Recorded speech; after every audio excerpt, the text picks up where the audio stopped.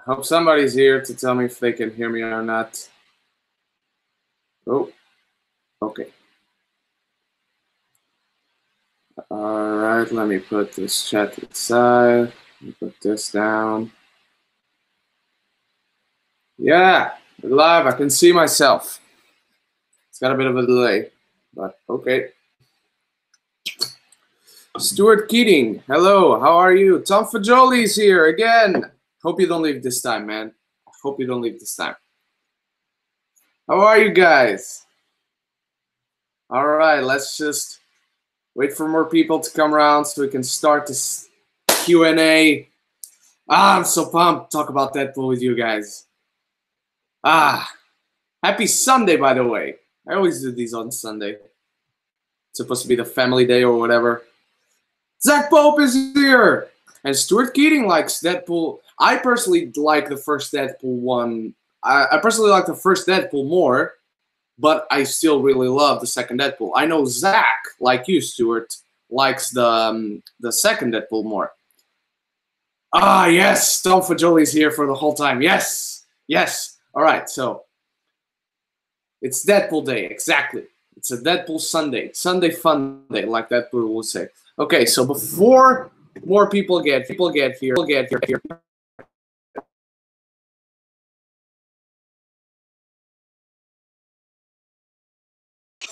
and I got it. It's about a month late for Infinity War, but I got it. That's what matters. So come on to the Q&A. Let's have fun.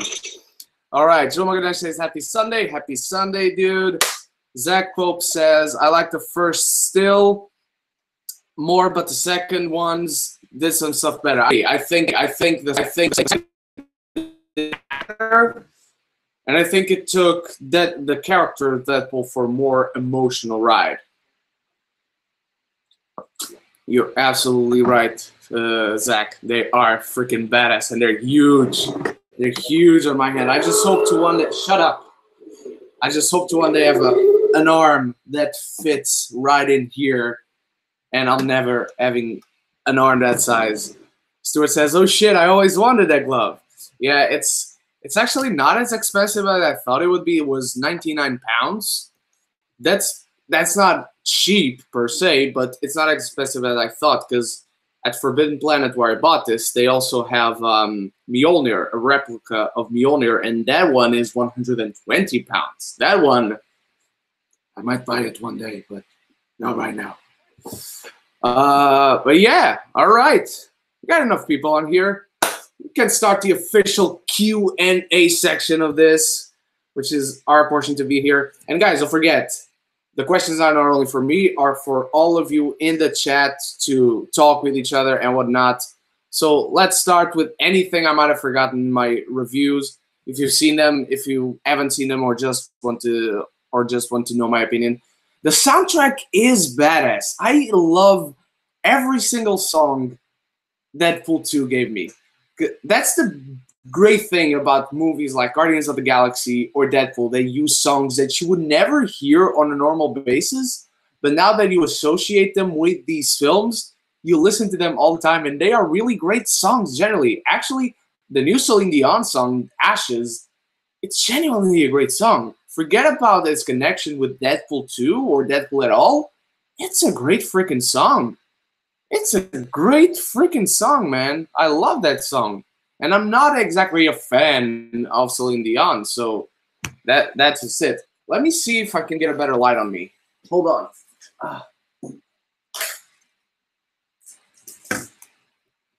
Tripod.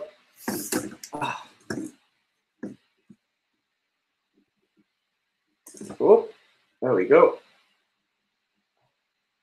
Hope this isn't gonna be too strong of a light.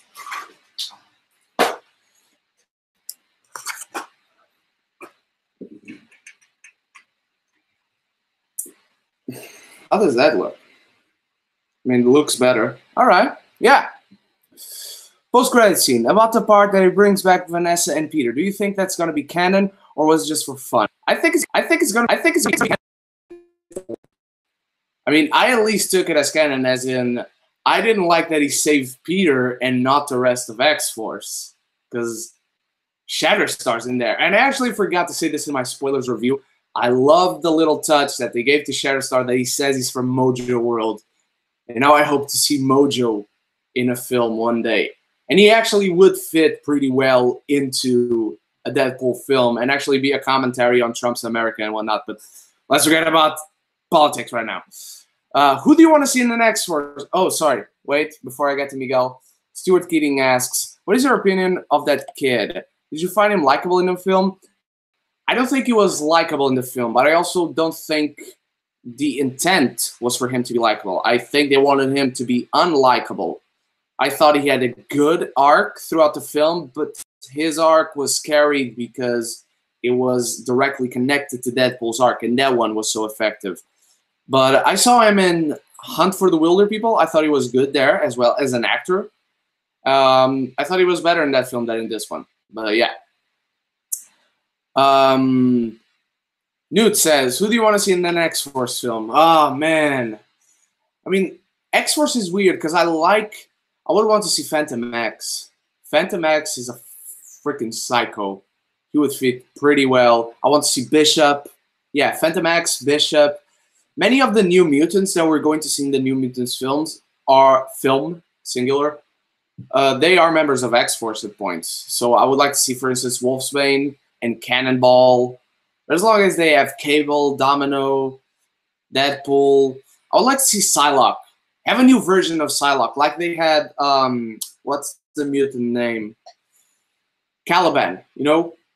Caliban was the guy who knew Psylocke in X-Men Apocalypse, and then there was another guy playing Caliban, Stephen Merchant, in Logan. So I would present a new Psylocke to add to X-Force. But yeah, off the top of my head, those are the ones. But share mutant names in the comments below, because I'm blanking, man. João Magalhães says, politics, communist Colossus joke. Yes, freaking commie! And then punches him or punches him before the joke. But that was a pretty great joke. Stuart Keating says, did you by the way, that's a fucking great name, man. Did you catch the Matt Damon cameo? He was disguised. I did not at first. That was the only cameo I did not catch. I did not catch the Matt Damon cameo, and he's talking to Alan Tudyk. I did catch at first the Brad Pitt as Vanisher cameo. That was insanely spectacular. I loved it. But on second watch, I looked to where Matt Damon is, and I saw Alan Tudyk. Alan Tudyk is just Alan Tudyk with a mullet and a mustache in that scene. But Matt Damon is under heavy makeup. But if you listen to the voice, it's distinctly Matt Damon's voice. And until that moment, I never noticed how much of a unique voice Matt Damon has. I'm sure I'm blanking at this moment, but has he ever done a voice to an animated film? I'm not sure. But Matt Damon does have a unique voice. I never noticed it until now, but I did not catch it at first, Stuart, but I caught it at second, but I was looking for it, to be fair. The biggest laugh in the theater was when Deadpool called the Indian driver Brown Panther. Oh, that was a big laugh in my theater. But the biggest one, it probably involved Dopinder as well. I think it was the one, I mean, the biggest laughter was the post-credit scenes. But during the actual film, I think the biggest laughter was when he has that conversation with Deadpool at the beginning about Tom Cruise and 10-year-old Kristen Dunst in Interview with a Vampire. That's fucking hilarious. Or that other one where he says he wants to join the team, whatever team they're going to form, and they ask, what's your superpower? And he's like, got it. Deadpool says that's adorable. I think those were the biggest laughter. Also, when Peter comes in and he says, oh, I don't have powers. I just saw the ad. Thought it was cool. And Dopinder just drops boxes and says, fuck! That was pretty damn funny. Dopinder is great. When he runs over the headmaster and then Deadpool calls him Brown Panther at the end, I had this immediate thought that I was like, oh shit, what if Dopinder is the guy that turns out to be the murderer of Cable's wife and daughter? That just passed through my... I knew they weren't actually going to do that, but that thought passed through my head, to be fair. Tom Fajoli says, biggest laugh during the film in my theater was big. Oh, yes. Oh, my God. How could I forget? Yes. Yes, it was Baby Legs. Forget everything that I said. I mean, those scenes with Opinder that I said are still funny, but the biggest laughter, definitely the Baby Legs. Definitely the Basic Instinct. My God. Wow. Just wow. That scene. That whole scene. Did you see the film? Ah, that's it. You see? I did see it. I have seen it before. Not a big fan, but yes, you're totally right. Matt Damon voiced the main guy in that. He's the main guy, right? Cale Tucker. That's a cool name as well. Nicolas Cage says, "Allah, Allah." He also says, "I can only stay for about 15 minutes. Fucking work. Don't worry, man. Stay for as long as you can. Don't let me stop you from working. I see the live stream visual has just stopped for a sec there. But I hope you guys can still hear me. If anything goes wrong, sound-wise or visual-wise, let me know, please." PTR, I think I know who this person is.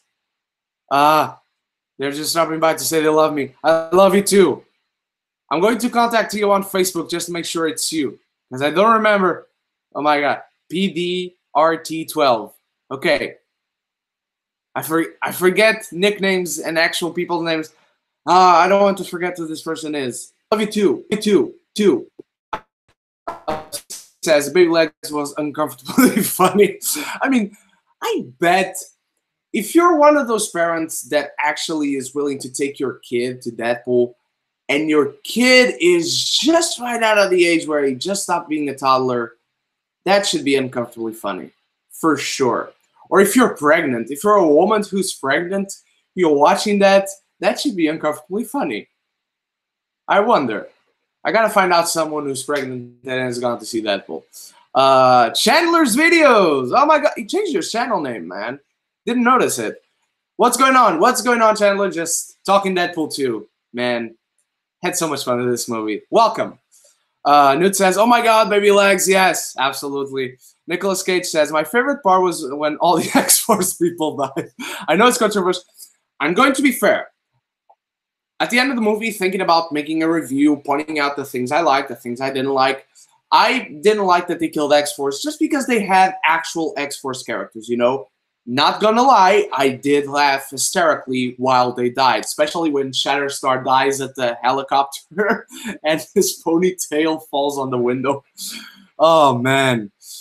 Chandler says, "I personally feel I love this movie more than the first." Well, that's just the beautiful things about movies, man. We're all free to love everything in different ways, and that's great. That's why we're here. If everything was just objective and things were set in stone, we wouldn't have a conversation. So I'm glad you like it more than the first one. Oh, sorry. Nicolas Cage says, the juxtaposing music joke got so old after a while. Like the scene where Deadpool sacrificed himself, I was like, are we really doing this again?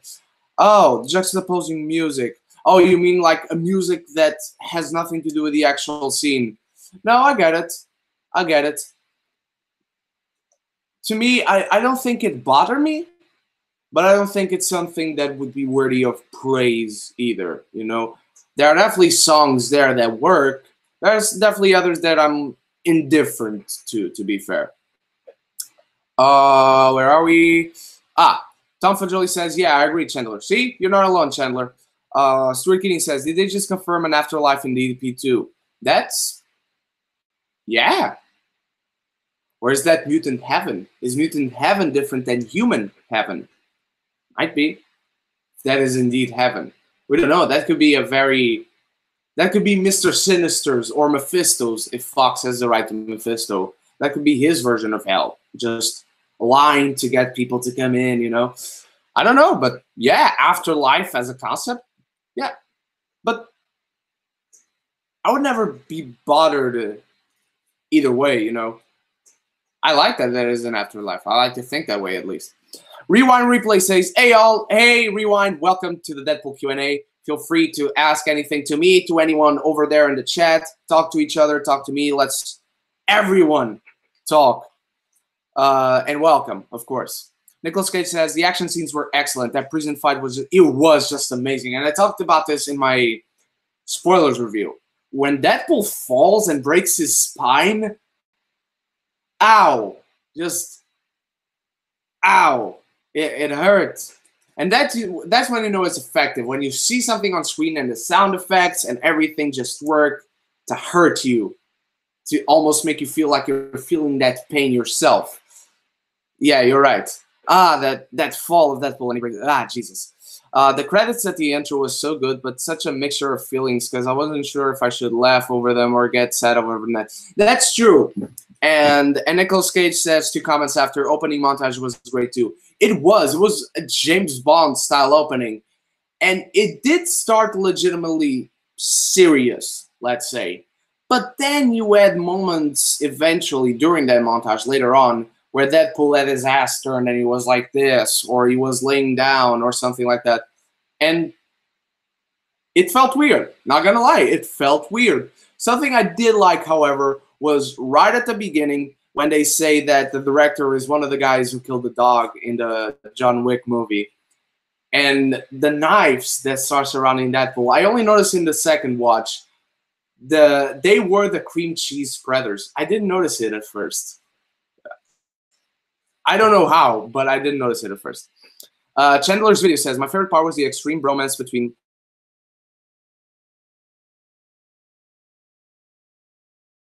I love when Deadpool has that thing through his head and Colossus goes to get him and he's like, oh, pick me up. It's so great. Nicolas Cage says opening scene was great too. Stuart Keating says, your thoughts on Juggernaut in the film? He wasn't used to his full potential, but we can see at the end he's left alive. So I can see him coming back.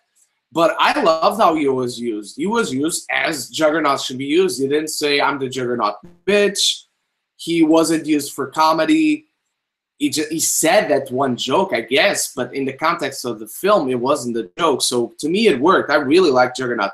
I still don't know who played him because at the credits, if you stay and look who plays Juggernaut, it says Juggernaut as himself. And on IMDb or anything, any casting list you can find online, it doesn't say who plays Juggernaut. And I want to know who it was, at least a voice. But yeah, I really like Juggernaut. Tom Fajoli says, I loved when they used the Logan Death music when Deadpool was... Oh, was that the same music? I did not notice that.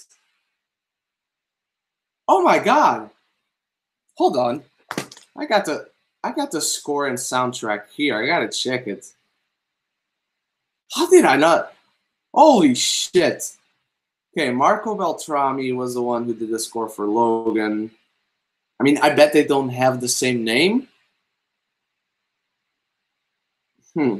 This one isn't in order as well. Don't be what they made you. That's... Courage, Cable Flashback, The Orphan. Okay, they don't have the same name. But wow, I did not notice that, Tom. Now I gotta watch the movie again. Damn it. More 15 pounds. Rewind Replay says, now that the credits scenes have been made canon, did the film actually happen? The film did actually happen. I mean, for us as an audience, we saw his emotional journey. It's not like...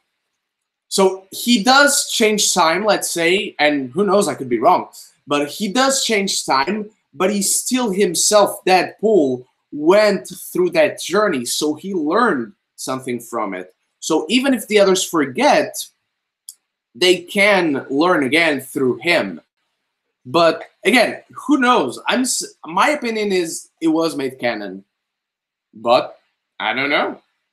I mean, he goes back to X4. I mean, I'm sure the Green Lantern thing isn't canon. You know, he didn't kill Ryan Reynolds. Green Lantern still happened.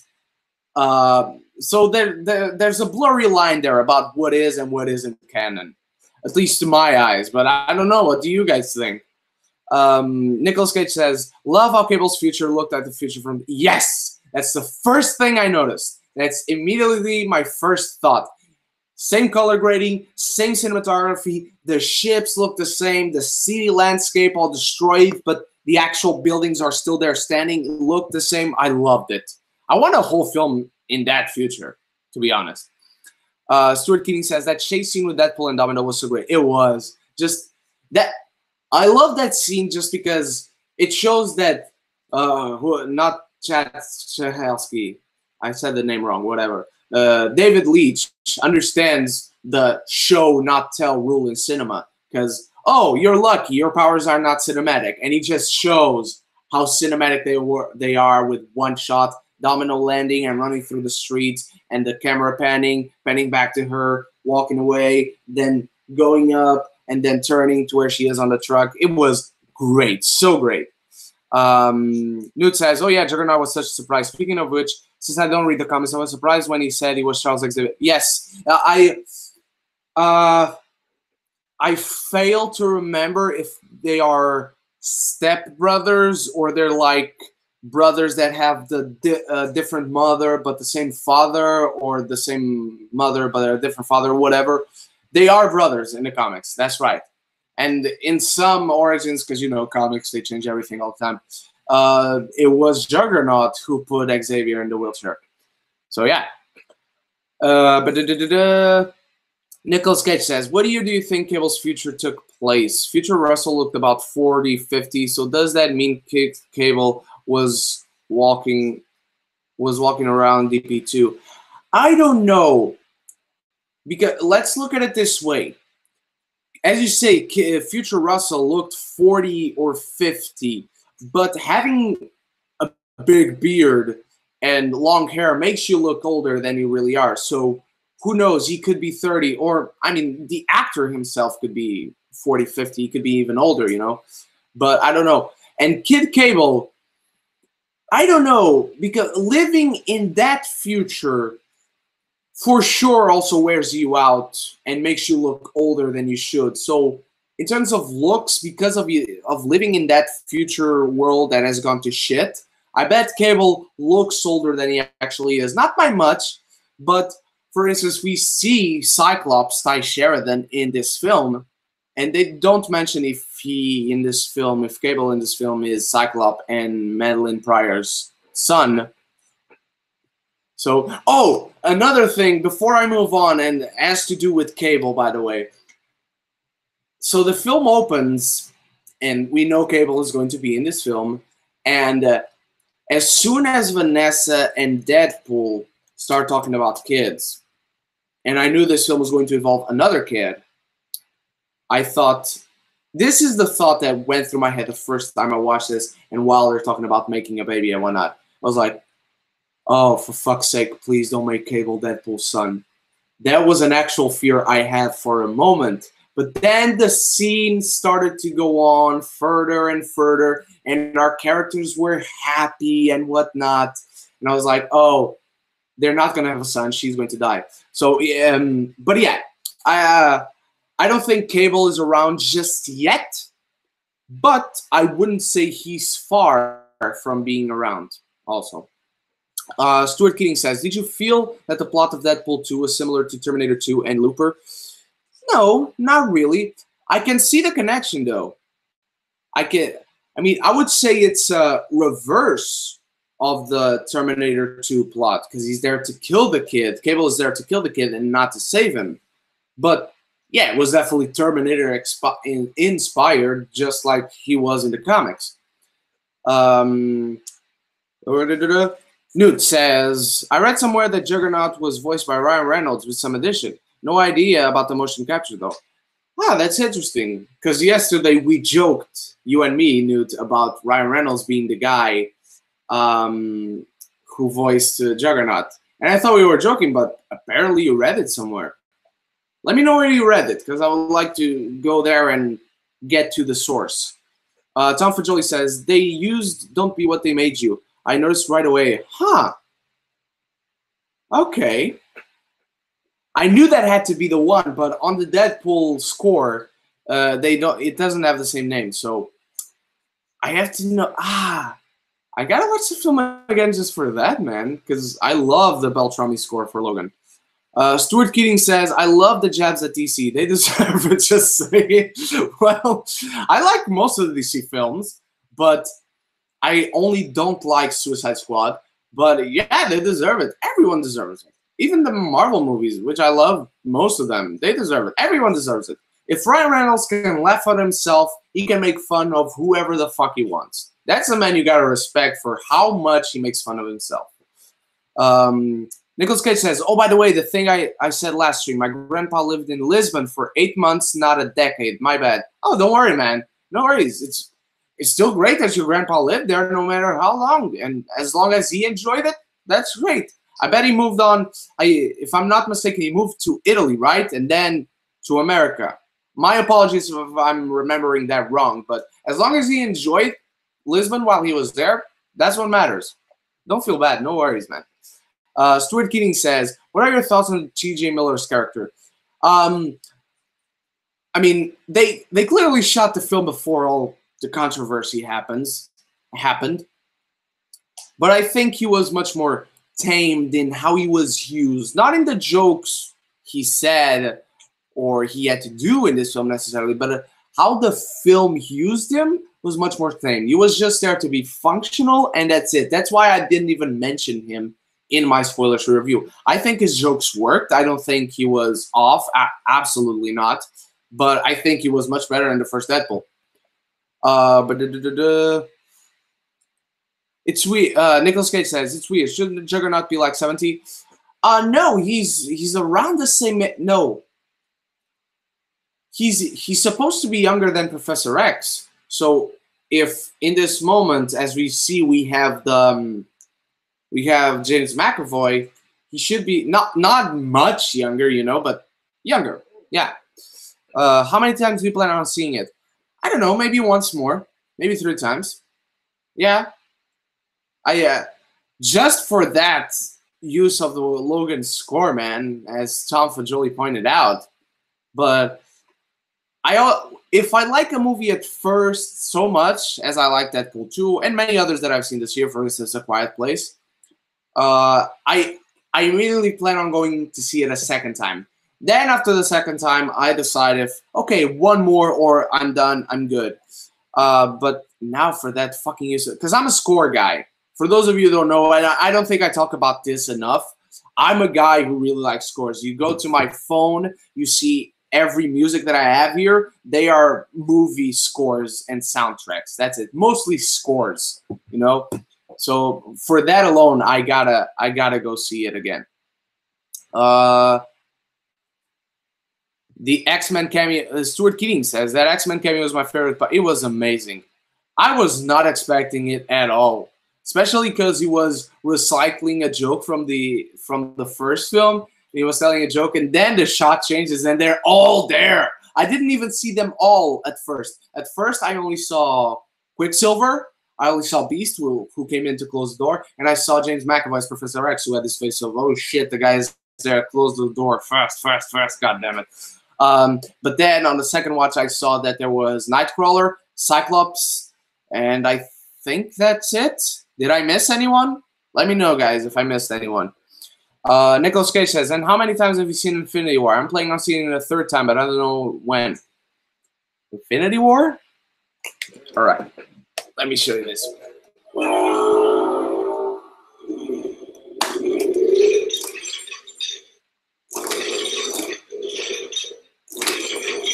Did you get it? Did you get how many times I saw Infinity War? Yeah. That's how many times I saw Infinity War. 10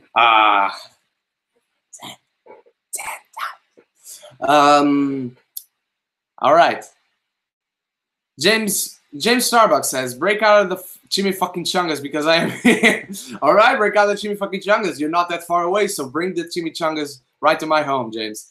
Joe Magalhaes says, ha ha ha, the Hulk joke on Juggernaut. Hey, big guy. Sun's getting, oh man, yeah. I love that joke. Nobody else got it. Honestly.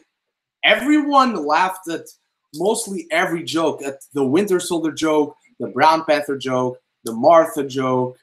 But nobody laughed at that Sun's getting real low. And I'm like, oh, nobody got that. I don't even know how I got it. Maybe it's because I recently saw Age of Ultron to give you guys a review for it. But yeah, I also really like that one as well. Okay, I need to get this down. Damn. Oh shit! Lots of questions. Thank you guys. James Starbucks says, "I'm surprised that they got away with so many MCU jokes." Yeah, me too. They were because they were very specific. Because as far as the DCU specifically is concerned, they only said the Martha joke at the beginning. The rest were DC jokes in general, but they got away with a lot of MCU specific jokes. Joe McDonald says, "I think Negasonic Teenage Warhead, Negasonic Teenage longest name ever, could have been used more. I liked her better in the first one. She didn't have much to do here. I felt that. Yeah, I also felt that. I also felt that she was there to be a punchline or to help Deadpool when it was convenient. You know. Now she's apparently going back to the mansion alone without Colossus. So I don't know how that works. But yeah, I also felt disappointed with the use of her. Nicholas Case says, "My grandpa grew up in Italy. Then he briefly moved to Lisbon in the early 70s. Then moved to so Italy, Lisbon, America. See, I got the order confused. My apologies. But again, if he enjoyed there, he moved on to a better place. I bet. New York is better than Lisbon, man." Newt says, "Regarding Juggernaut, found the same article. It's from IGN. Ooh. The film's co-screenwriter Rhett Reese revealed it. Then it was from so they had an interview with Rhett Reese. Okay, so wow, that did not sound at all like Ryan Reynolds because Tom Hardy, who's voicing Venom, has some modification on his voice. I can still say it's Tom Hardy. I can still tell, but couldn't tell at all that it was Ryan Reynolds. Huh? And why did they put it as himself in the credits?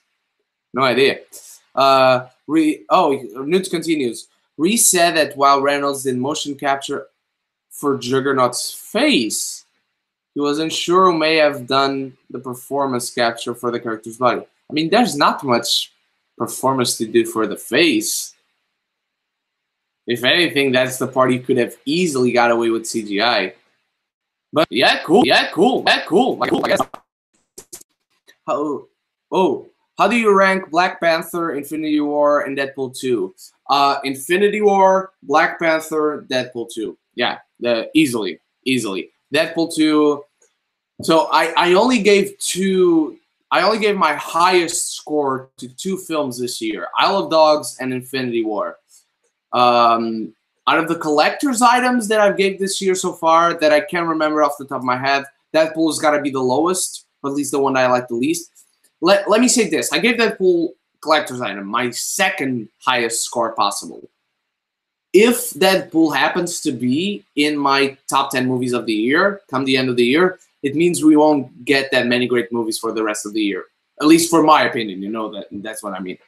But yeah, I thought Deadpool 2 was great. No, I'm getting the Blu-ray, There's a Steelbook coming out here in the UK. I hope one comes out in Portugal as well.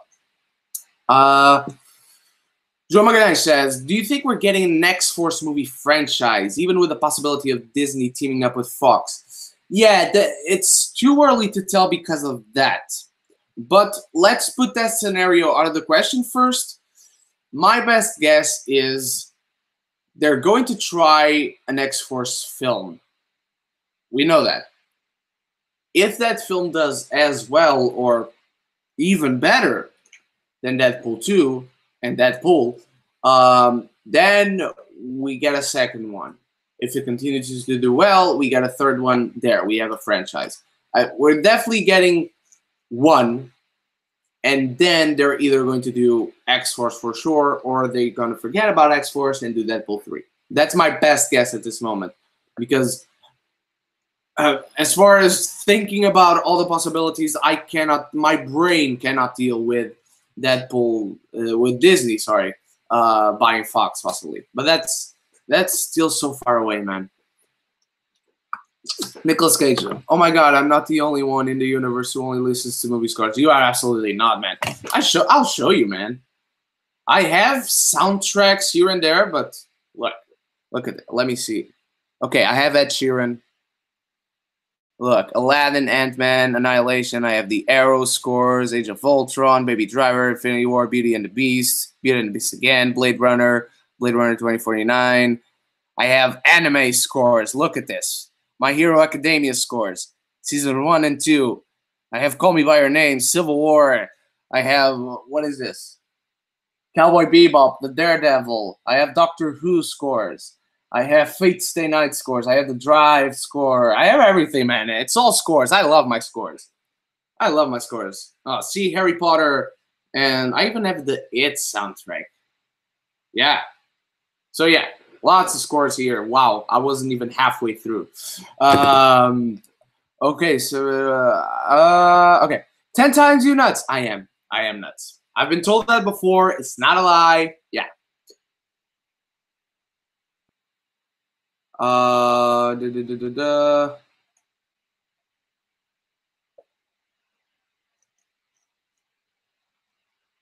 said the echo. Oh. Okay, look, I'll get there. I enjoyed Cable and Racism. I enjoyed that one as well. You killed Black Tom. He was like a brother to me. And then he tries to put the music off, and Deadpool asks him to ask that in an Indian accent. Oh my god, that was great. Nicholas Cage says, "What YouTube channels do you mostly watch?" Collider. I watch Collider Movie Talk. I watch Collider Heroes. They don't have any other show, right? I watch Jedi Council if I happen to be free around the time it comes out. Because sometimes school, uni gets in the way. Schmodown for sure. I watch the Schmodown. Chris Stuckman is my favorite reviewer. Jeremy Johns, the Schmoes No Reviews, and John Campion. Yeah, I love how the guy does everything live and spends a lot of time with his viewers. I think that's inspiring, man. The amount of work the guy puts into his YouTube channel and how fast he's grown, even almost catching up to Collider in such a short amount of time. That's commendable, man. That's commendable to say the least. And yeah, I think that's it.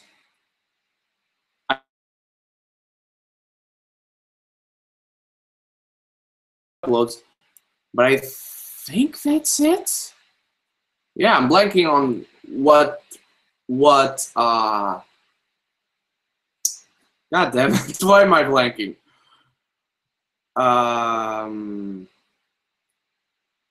What was I saying? Jesus. Yeah, I'm blanking on what other channels I regularly watch. Yeah. I follow the talk shows, and whenever the guest that's gone to the talk show interests me, I watch the video talk show. Jimmy Kimmel, James Corden, Jimmy Fallon, and there's another one. Seth Meyers. Yeah. Everyone who I've spoken to says they hated the fact that Vanessa was killed off. But what are your thoughts? I liked it. I didn't hate it. It served the story.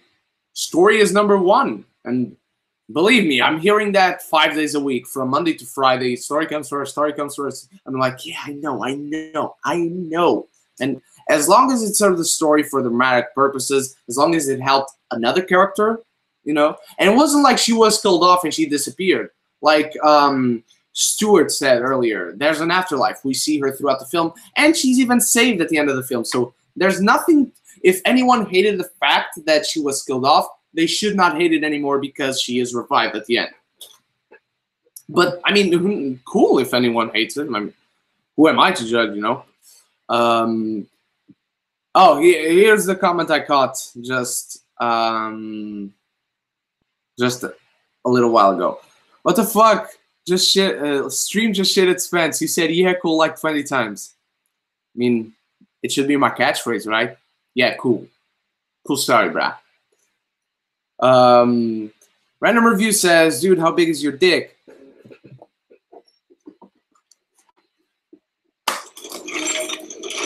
This size.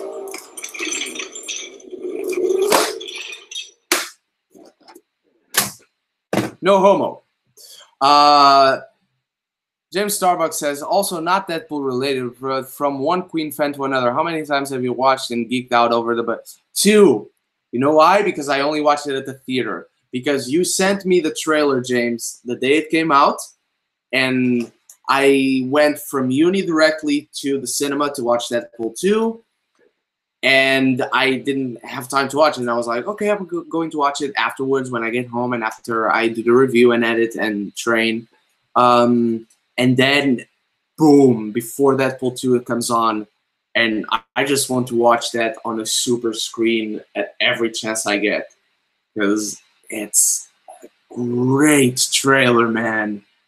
A great trailer. I don't even need to watch anything else.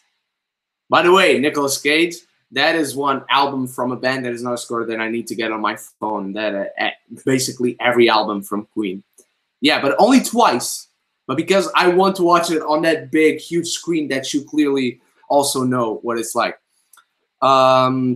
Nicolas Cage says, I listened to the Blade Runner 29 score in the car. My buddy thought, that score is so amazing. I don't have a car, but I commute basically every day to go to central London, to when I go to the cinema and whatnot, and when I go to Forbidden Planet. And even back in Portugal, I commuted a lot. And I listened to that score all the fucking time, man. That score just gets you pumped. It's dramatic. It's heavy emotionally because you've seen the film, but it also gets you pumped. That vibration, you know. I love it.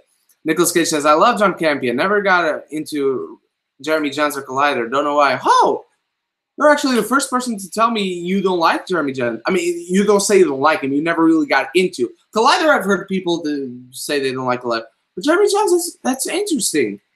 Huh. I mean, it's different styles, I guess. But that's cool. I like Jeremy Jahns. I'm subscribed to him. But yeah, one guy that I really like from what I get from him as a person in his videos, but I don't really like him as a movie reviewer, is the Flick Pick. I love watching his vlogs. I love watching his Q&As. I love when he does these vlogs where he goes Blu-ray hunting, especially when he goes with Stuckman. But as a movie reviewer, not really my thing. But yeah. Nicolas Cage says, always prefer 30-minute analysis reviews over 5 minutes thought pieces, but some reason you and Chris Stuckman just were. Thank you so much, man. Wow. Wow.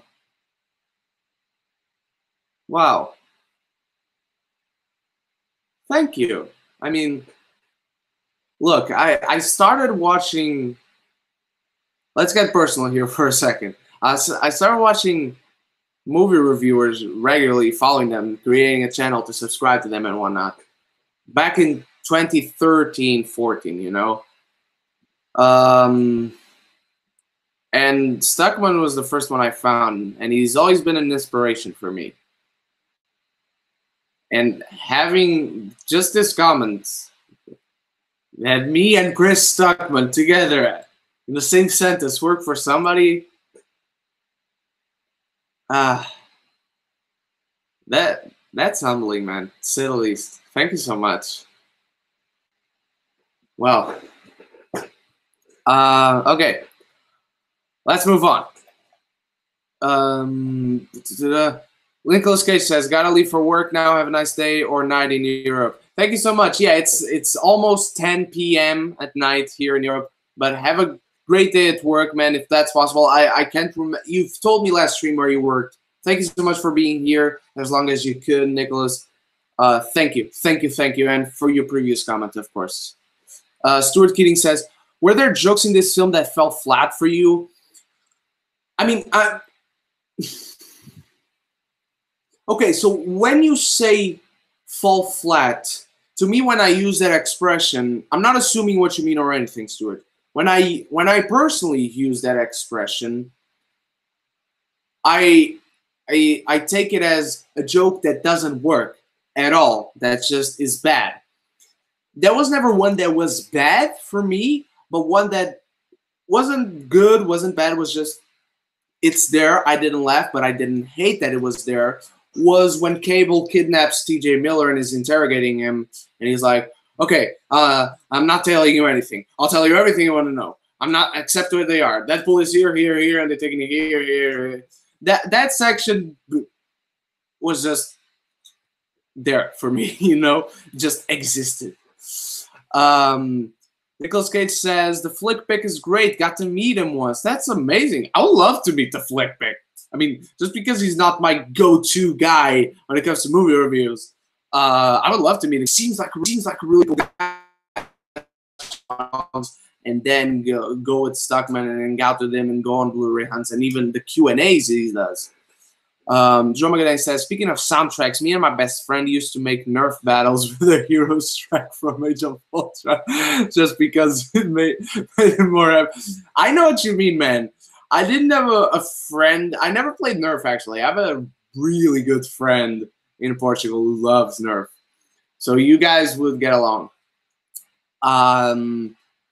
But I know what you mean. I used to have lots of action figures of basically everything. Pokemon, Digimon, Dragon Ball, Bionicle, Lord of the Rings, superheroes, basically everything. Then you had those stores in Portugal that sold animals, you know. So I had dinosaurs, and then I had jungle animals.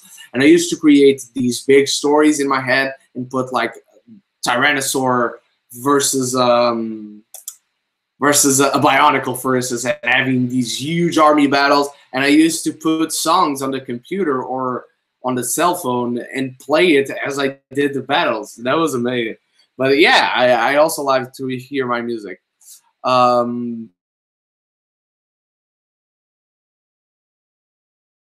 butchered your name. Says, hi, hello, welcome. Stuart Keane says, Flick Pick has big biceps. They used to be too distracting for me. Oh, that used to be distracting to me for some reason. No homo. It is distracting sometimes. The last review he did with Stuckman for Truth or Dare, it was really distracting. Because you know that now that they live next to each other, he's taking Stuckman to the gym, you know, and working on his biceps as well. Look at this one. Not as big as a Flick Pick. No, not anywhere near. It's never going to be as big as that one. James Starbucks says, I remember telling you when I saw Chris Stuckman driving away from Starbucks when I visited a friend of mine who lives in the same town in Ohio. Yes, you told me that once through Facebook, and you told me last time when we met in London. Yeah. The only time a joke Stuart Keating says, the only time a joke felt obvious, was when Deadpool says to Cable, oh, you're so dark. Are you sure you're not from the DC universe? Yeah, that was an obvious one. That was coming. I knew a DC universe was coming, a DC universe joke was coming when he said Martha at the beginning. Right at the beginning when he says, I was fighting a caped badass, and I was like, is that a Batman joke? Come on. And he says, his mother's name is Martha as well. I knew a DCU joke was coming for sure. But I like that one. I think it worked. And it's funny that they didn't actually take advantage of the fact that Josh Brolin was also a character in a huge DC flop, Jonah Hex. I was absolutely shocked that there wasn't a joke for that. Since they take a lot of jabs at DC, and then even at the end to Green Lantern, surprised there was no reference to Jonah Hex. Joe Magadan says, I love the prison fight sequence. Wasn't expecting the... Yeah! Now that you mention it, that's one thing that didn't work for me. The dubstep. Just because I hate dubstep in general, the joke itself I liked. It was the fact that they inserted actual dubstep music into the film, to the fight sequences. Didn't care for it whatsoever. But the joke itself was good. Oh, Nicolas Cage says, by the way, just followed you on Twitter. Thank you so much, man. Thank you. Gotta go now. Thank you so much, man. I'm going to check that as soon as I leave the live stream. Thank you so much. This guy doesn't stop complimenting me, man. Just the fact that he...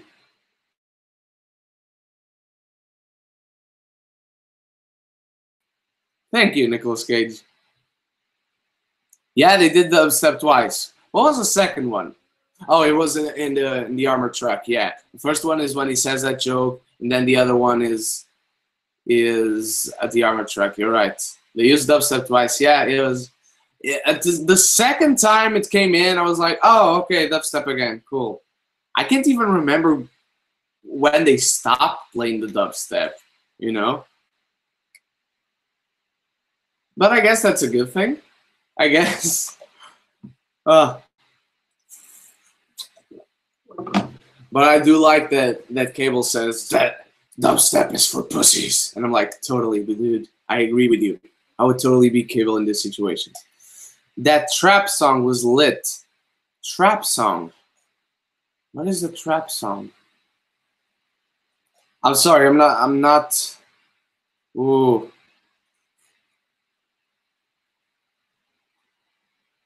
Ooh, what was the trap song? I can't remember what the trap song was. Sorry. If you could have helmed Avengers Infinity War plus Avengers 4 with Deadpool in it, how would have been the? Oh, I don't know. Right now, if I was to direct those movies right now, as I am right now, it would have been awful. I would have been the most hated person in the universe, more than Thanos, because I would have done an awful job. Doesn't matter if Deadpool is in it or not. At this moment, I would have done an awful job. Joe Magdalene says, after the headmaster of the orphanage gets hit by the Binder, I was really expecting Josh Brolin to say, perfectly, but oh my god! I think they couldn't get away with that one, to be fair. But also, to be fair, that would have been amazing. My god, that would have been incredible if he said it. With that, just straight serious face, man. Just straight face with that raspy voice. Perfectly balanced, like all things should be. Then he puts a cigar in his mouth and walks away. That would have been amazing.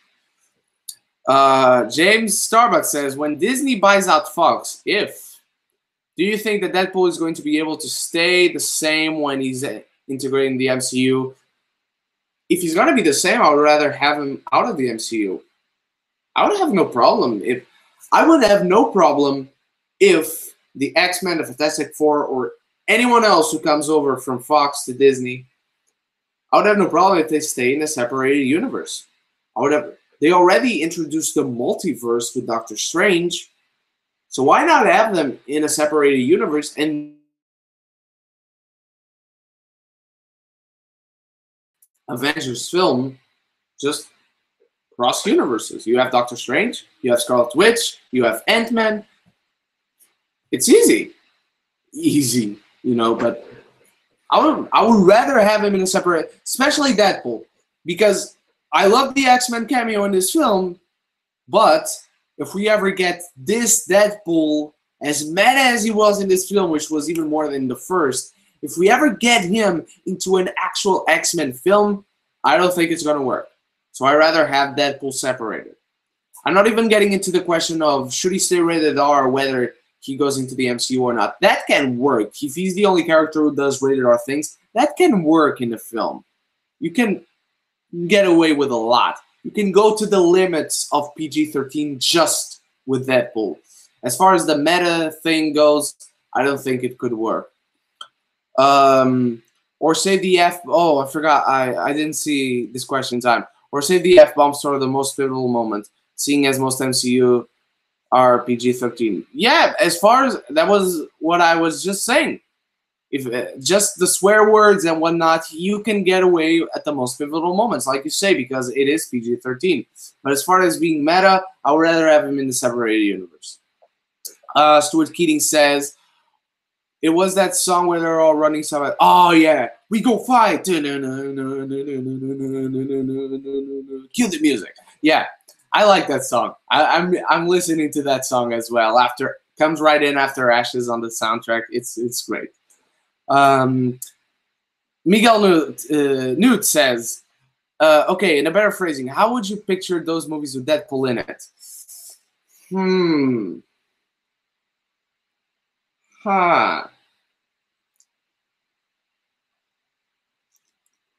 I would put Deadpool with the Guardians. Can you imagine that? Deadpool with Star-Lord meeting Thor. Because you know for sure Deadpool would throw himself at Gamora. In fact, he would throw himself at Mantis. Yeah. So I would put Deadpool with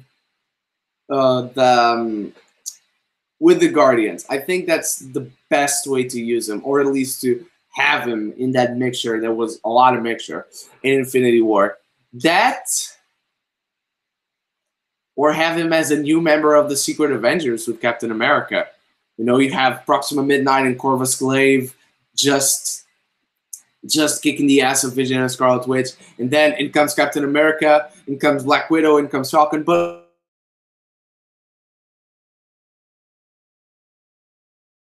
not sure if he's good or bad, but an idea for sure. Stuart says, Peter was my favorite character, so innocent and powerless and nice, horribly. I'm glad they saved him to satisfy sensitive people like me. Well, man, I'm glad they saved him too.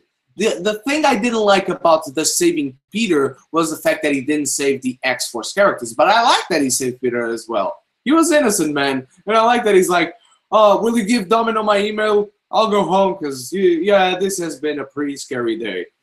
I just love his whole attitude toward this thing. You know, everyone is jumping out of the helicopter, and then he's sitting down, and then Deadpool is pushing him over so he can jump. I like Peter. Peter was really good. I hope he comes back on Deadpool 3 or X-Force. Stuart Keating says, which movie do you prefer, Deadpool or Logan? Logan for sure. Logan was my favorite movie of 2017 until Blade Runner 2049 came out.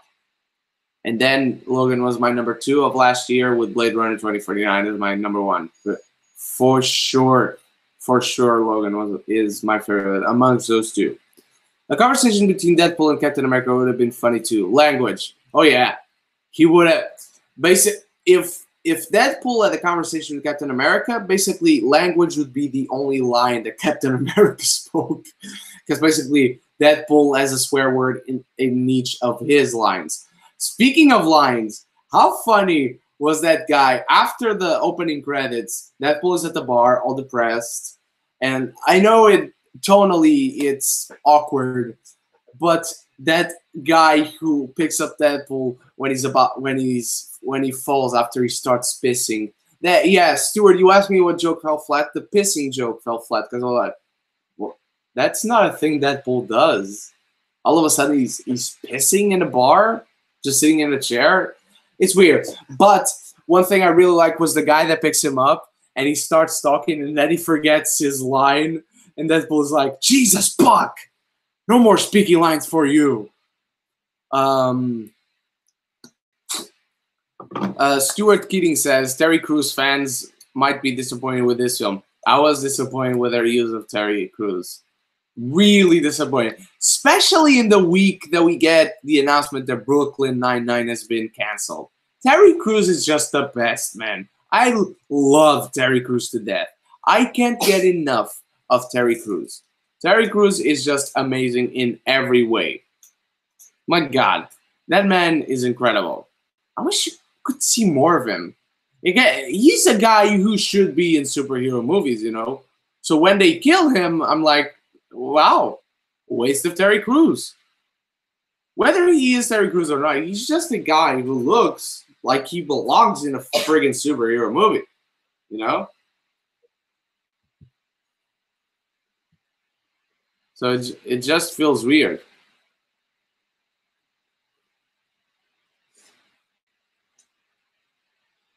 Does Domino need to learn to fight? She's all look. I mean, she clearly knows how to fight, judging by how she takes care of the nurses at the Institute. I mean, she's all luck, but it's like when people say, just follow your dreams. It's not throw yourself head first into LA if you want to be an actor. No, it's not that. Go to drama school, find an agent. That's following your dreams, but doing the steps you should do. So I bet she's lucky, but she's got to propel herself to be lucky, you know, in some aspects at least. Let me just take care of something here. Sorry, guys. All right. All right. Sorry. Newt says, From all the superpowers we've seen from the X-Force members in this film, which one would you like to have? Oh, I would like to be Shatterstar, for sure. Shatterstar is great. Shatterstar is better. It's better than Deadpool at everything. You know, one day I'm going to find a place where everyone is worse than me and everything. I'm going to become that Superman. Where is that? In Canada? You shut your mouth hole! That joke was great. But yeah, Shatterstar. Just his hair is awesome. You know? And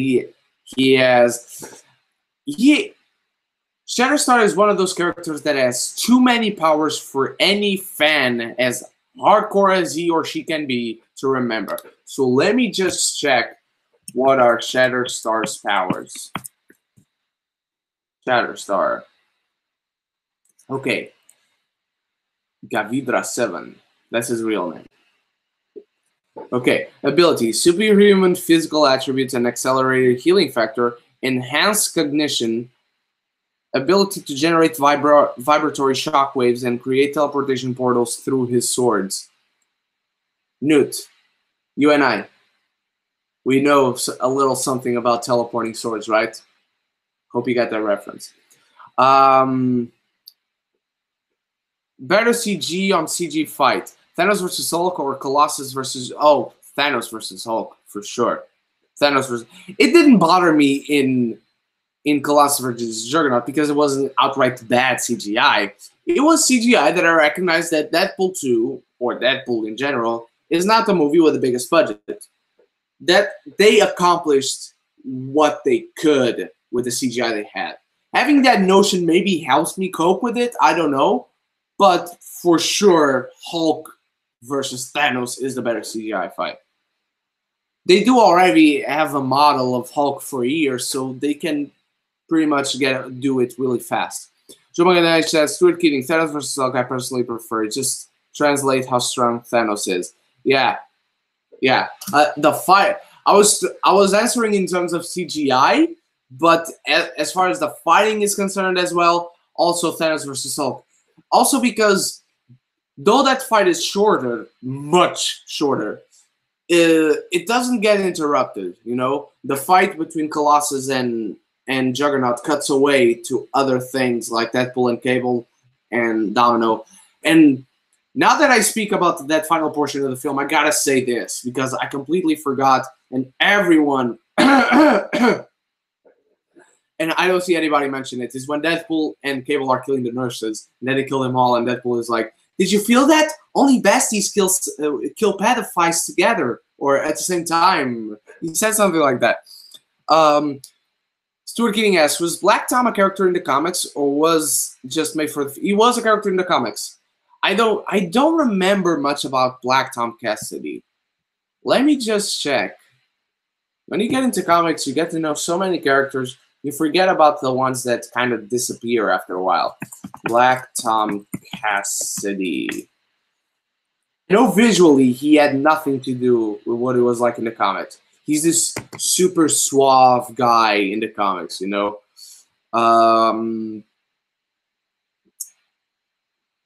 He has clashed with Deadpool a number of times.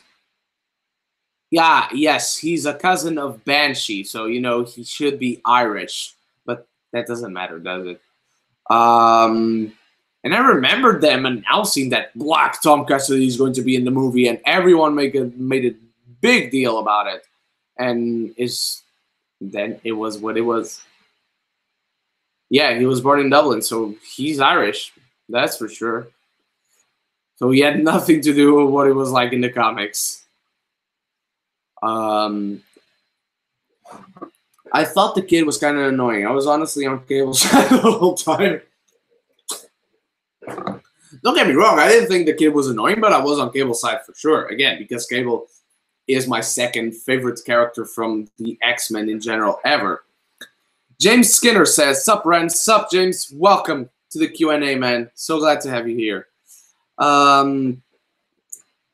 Sorry.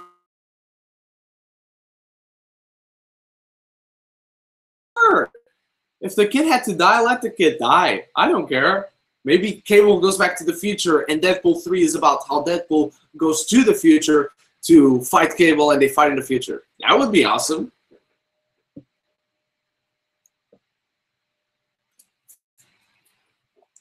All right, let's just wait for more questions a little bit. Got a new member here with James. James Skinner just joined the chat. One more person is awesome. Is the live stream cutting in and out for some people? Yeah, I don't know, but if anything has happened visually or in terms of audio, please let me know, guys. If I can fix anything, I will try to at my best capacity. João Magalhães says, what do you think about the baby Hitler death scene that was cut? I think it was right that they cut it. I think it was a wise decision to cut it.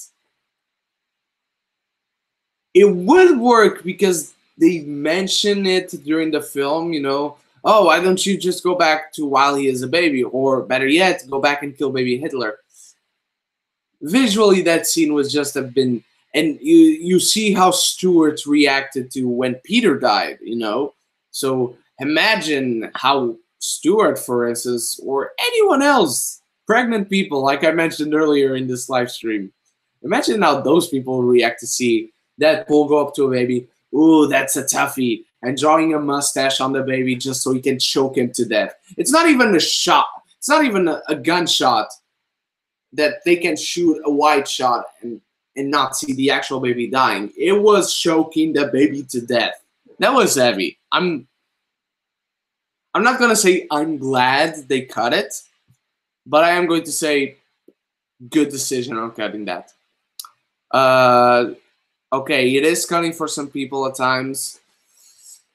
Because I have this thing that shows me the live stream. And then I have the window to see the video as you guys see it. And to me, it's not showing anything. I wish I could do something. Right, but is... Okay, guys, let me know in the live chat. Is the image cutting, but the audio is okay, or is everything cutting? Please let me know. I know there's a delay, so you'll get this a little while after, so I'm just going to keep going. Something that was also cut was Chris Evans as Human Torch. Just an idea, never actually filmed. Yeah, it was cut, but cut from the script. You also use that expression, cut. Where was I? Okay, Stuart Keating says, I remember there was meant to be a joke about the Fox and Disney merger. Studio advised them not to. Oh, wow, I didn't know about it. Huh. I did not know about that. I want to see what joke it would have been, since they are talking about so many jokes that were cut. Maybe they didn't get to the stage of having the actual joke, but they wanted a Disney Disney Fox joke. João Magalhães says, Marvel has already made a crossover with Fox, The Vanisher, aka all the dead people in... Oh, shit. You went dark there, man. You went... Speaking of Deadpool crossing over with Infinity War, did you guys see Deadpool when he was on Stephen Colbert? He went there during the monologue. Check that out all the way through the end if you haven't. Stuart asks, is that an Infinity War poster behind you? Yes, it is. It's not a really good one. It's kind of a, I wouldn't say fan one. It's an official one, but with stock footage and Photoshop renderings of the characters. But Forbidden Planet already has the main poster, the official poster, the one that me and everyone else put in their reviews for Infinity War. So I'm thinking of getting that one, but I'm not putting it up here. I'm taking it to Portugal and hanging it in my room because this place is temporary. I don't know if I told any of you guys this already, but this place is temporary. It's not forever. Neither is the place in Portugal, but I rather have the poster there than here.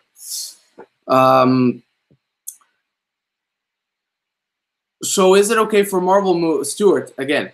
So is it okay for Marvel movies to drop DC characters' name? It depends. For instance, Deadpool is free to do so because it is in the context of parody and satire, so it's free to do it. But let's say it's in a serious context. For instance, during this past season of Arrow on the CW, I don't know if you watch it or not, but Arrow is a DC show, you know? And there were many references to Marvel characters. They kept referencing the Hulk over and over again, and here's where it's fair. For instance, in the Sam Raimi first Spider-Man, first? Either the first or the second one. Aunt May at one point says to Peter, oh, blah, blah, blah, you're not Superman. Here's the thing. They cannot, whether it is Marvel referencing DC or DC referencing Marvel, for instance, you can say in a Marvel movie, oh, look, Grandma, Superman is in the news. He is saving an helicopter from crash landing. You cannot reference these characters as if they were part of the film's world. So in Spider-Man, if Aunt-Man, what the fuck? If Aunt May had mentioned Superman as a part of that universe, of that world, no, they can't do that. However, if in the context of a Spider-Man film, Superman is recognized as a fictional character, as a character in comics, that is allowed. You are allowed to do that. So is it okay for a guy to dress up as Superman as it falls under parody? Interesting question. Look, I'm far from being the specialist on this type of thing. But here's my guess. If you had a full-blown Superman costume, depends on who wore it. I don't think you could have, for instance, at this point in time, I don't think you could have Henry Cavill walking through the frame on Deadpool 2 and be parody. However, if you had, for instance, Nicolas Cage was supposed to be Superman at one point, walking by with a Superman costume, maybe. If you had Brandon Routh, who was Superman at one point, maybe. Maybe that would have been parody. But I'm not sure. That's a really, really good question, man. I'm not sure at all. Because the references they do have, again, the specific references to the Marvel Cinematic Universe in Deadpool 2, like the Winter Soldier arm, the Brown Panther, the Black Widow, the I don't have powers or weapons and I have cancer, give me a bow and arrow and I'm basically Hawkeye. Those jokes fall under the category that I just described, that they're recognized as fictional characters, comic characters, or movie characters. If I mean, he could be, yeah, okay, now reading the question again, if a random guy dressed up as Superman falls under parody, here's how I'm seeing it. For instance, let's say Peter shows up at the X-Force audition and he's in his shirt, in his khaki pants, and then he goes home. But then let's imagine at the end of the film, he returns and he has this very clearly bought at a very cheap costume store, a Superman costume.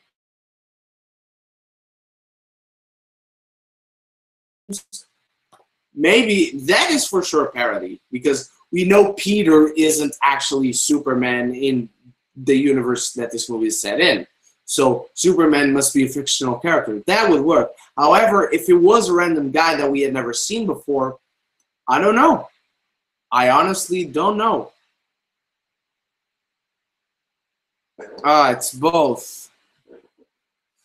Damn it. I thought this internet was good. Damn it. Now I don't know. Don't know what to do.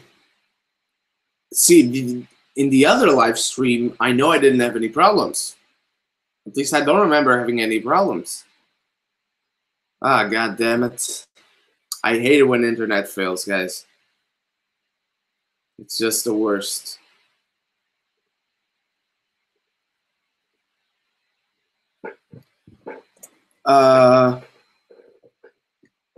Andy Kishore, I apologize if I butchered your name.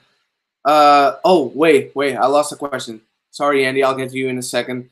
I also really love the Stuart says I also really love the opening credit scene where it's like they seriously just killed her. What just happened? Yeah, that thing was awesome. I like the starring someone who clearly doesn't like to share the spotlight, written by the real villains and directed by one of the guys who killed the dog in John Wick. Those are my favorites, especially the directed by Andy Kishore. Again, I apologize if I butchered the name. Asks, are you going to get Deadpool 2 when it comes out on DVD or Blu-ray? Yeah, I'm getting the Blu-ray for sure. There's already a steelbook announced. I'm getting that. It's going into the collection. It's going to the X-Men movies lineup. Okay, João says right now it's working really well for me. Okay, so I guess what happened was, because every night, I can't honestly notice any specific time, but every night for like 5 minutes, let's say, the internet here starts working in a very shitty manner. And the router is just outside my door.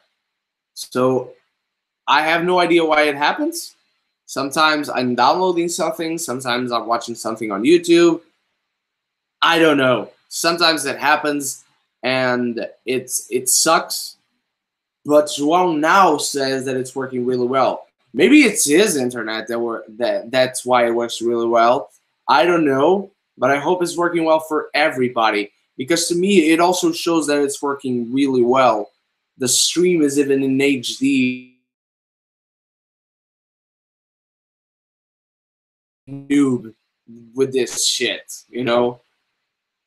If anyone here watches the John Campia lives, I'm no John Campia. I cannot put images here for you guys to see or anything. I cannot put a sidebar or anything, which really sucks.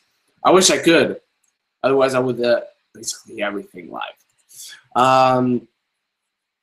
Stuart Keating said, I think that Cable fight scenes in the prison were really great. He looked so cool. He looked like a badass. And I think that's a really great use of his character. He came in and he was a threat to Deadpool, even after Deadpool got his powers. When he got his powers, he put up more of a fight, but Cable still kicked the fuck out of his ass. Cable is a true badass, and I'm so, because 4 years now, so when did No Country for Old Men come out? That was like 2007, right? Ever since that, I was like, I want to see this guy, Josh Brolin, whoever he is, in everything. And for the longest time, I wanted him to be Kraven the Hunter. Just go to IMDb. The picture that he has in his profile on IMDb, that's all you need to see him as Kraven the Hunter. And now he's Thanos. And then he's Cable. And he's also going to be in the sequel to Shikari. This is the hashtag summer of Brolin, my friends. It's so great. Did you have a favorite line in the film? Ooh. I don't know. Probably the, you're no fucking hero, you're just a clown dressed as a sex toy.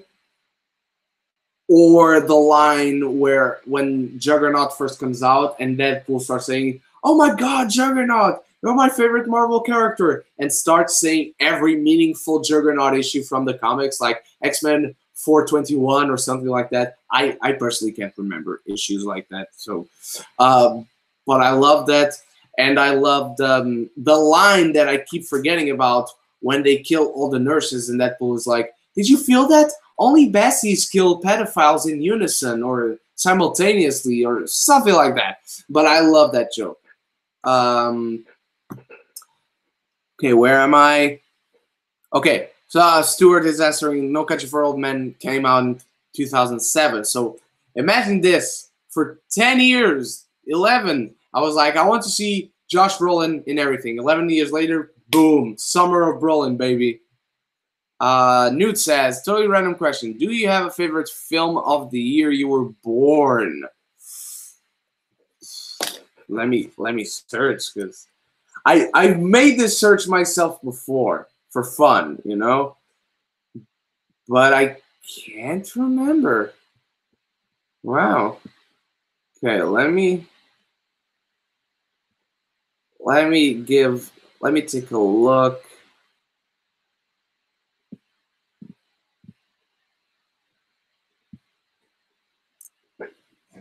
Okay. While I search, Stuart says you do a really good Ryan Reynolds. Thank you so much, man. I never attempted a Ryan Reynolds impression. I think, at least. But thank you so much. That's a really good compliment because I love to do impressions, and it is a dream to one day do voices in animated films, and I also like to do impressions a lot. And I early when I started my channel back in 2016, I pondered doing some type of videos about impressions because I just love to do voices. I even campaigned to be the voice of Maui for the Portuguese dub of Moana, so there's that. Didn't work out, by the way. Okay, so 93, Jurassic Park, Schindler's List, Dazed and Confused, Tombstone, True Romance, oh, Robin Hood, Men in Tights, The Fugitive, Mrs. Doubtfire, oh, Groundhog Day, Demolition Man. Oh man, I would have to search and search and search. Carlito's Way came out in 93, man. Wow. Sleepless in Seattle, Nightmare Before Christmas. Don't tell anyone. Adam's Family Values. Oh, The Last Action Hero came out in 93. Oh my god. Wow. Philadelphia came out in 93. Wow. Super Mario Brothers came out in 93. Yeah. Free Willy came out in 93. Holy shit. In the Name of the Father. Wow. Oh, I don't know. It's gotta be either Jurassic Park or Schindler's List. It's either one or the other, man, because both are Spielberg now that I think about it. Holy shit. That man is insane. Just said that. I apologize. Can you see a guy like Colossus or Juggernaut to be in a serious X-Men film, or is their CGI too ridiculous? Oh no, I can absolutely see them, because if they are in an actual X-Men film, you can bet the budget is much higher than a Deadpool film, and they're going to have better CGI. So for sure, they can be in an X-Men film totally. And supposedly Deadpool is not Deadpool. Goddammit. Colossus is with the X-Men, and this Juggernaut clearly is related to Charles Xavier, who we see in this film. So, Jurassic Park for sure for me, Stuart says. Yeah, Jurassic Park is... I'll probably also go Jurassic Park, because Schindler's List is just... That's not a movie you watch every... That's not a movie you ask your friends to go to a party at your house, and then you say, hey, let's watch Schindler's List. You don't do that with that film. You do it with Jurassic Park for sure. Are you looking forward to Solo? Yeah, I am. It's a Star Wars film. I'm inherently looking forward to it. It's not a movie I ever asked for. I'm not particularly excited for it. But I gotta say, I'm not gonna lie. I really like the trailers. The trailers got me. And I watched them very hesitantly. I watched them like, okay, Star Wars movie, cool, but is this going to get me? And it did. Especially the second trailer. My god, and the music in both those trailers. Just great. Thursday, you can count on a review on Thursday the 24th, then a spoilers review on Saturday, and a live Q&A for Solo next Sunday, 1 week from today, guys. So come on by. Oh, Stuart Keating says, I remember your iBoy review. Just wondering if you remember that movie. I remember watching it. I don't remember like every beat of the film. But to be honest, I don't even remember exactly how the very ending is. I know the bad guy. Spoilers for iBoy, if anyone is caring for that. I know eventually the villain is the guy who is in the latest James Bond movies. Who's a really good actor. I'm blanking on his name. And he's a bad guy. And yeah, I'm blanking on what happens after that, after he's revealed to be the bad guy. Yeah. But I remember, yeah, I remember it was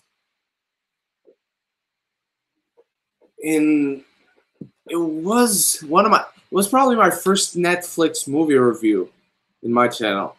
Yeah.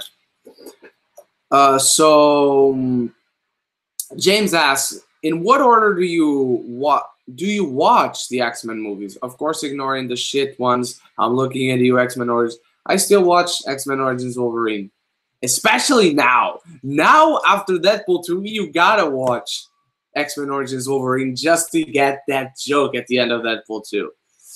But in what order? I watched them in order of release. Or I watched the original trilogy. Wow. We're talking about X-Men movies, and I said original trilogy. I watched the original trilogy. I watched... why am I blanking? The First Class trilogy, and then I watched the Wolverine trilogy, which is now, I guess, part of the Deadpool franchise as well. I don't know. Yeah. Stuart Keating says that guy used the Force. The guy I'm saying who is the bad guy, or the iBoy himself. Because by the way, since we're talking about X-Men movies, the kid who plays iBoy is the kid who plays the young version of Magneto in X-Men First Class while he's in the concentration camp. So fun fact there. And Maisie Williams, who's also in that film, is going to be in New Mutants next year, if it ever comes out, because it has been delayed like twice. I'm glad I didn't have New Mutants in my most anticipated movies of 2018 list. Let me just say that. Neither did I have Dark Phoenix, I think. Yeah, I don't think I had Dark Phoenixes because we didn't have a trailer at the time, and Simon Kinberg is directing it, and it's his first movie. So yeah, I'm glad. Oh, sorry guys. I'm glad I didn't have that one. Why did my stream window disappear? Okay, we got about one more half an hour to go, guys, because I still have to shoot a review that I want to bring to you ASAP, because I still haven't seen the season finale of Agents of S.H.I.E.L.D. I'm watching it tomorrow and doing a review and bringing you a review as fast as I can, because then I need to be free for Solo. But starting the week after Solo, pay very close attention to the channel, because there's a certain Jurassic franchise that I need to review previous movies of before the new one comes out. And I'm watching the new one on June 6th. So before that, count on 4 Jurassic reviews. But yeah, a little announcement. The main guy, I remember he hacked and then boom, the Force. See, I can't remember, man. I mean, you mentioning that he uses a Force is not unfamiliar to my ears. At least there's a recognition of something in my memory, but I can't visualize it. Deadpool 2 has 83% on Rotten Tomatoes. Is that good? If you care about Rotten Tomatoes, sure. I don't. But yeah, 83% on any scale is good. If it's from 0 to 100, yeah, it's good. It's great. It's from the moment you hit 80% to over 80%, it's great. It's not good anymore. It's great.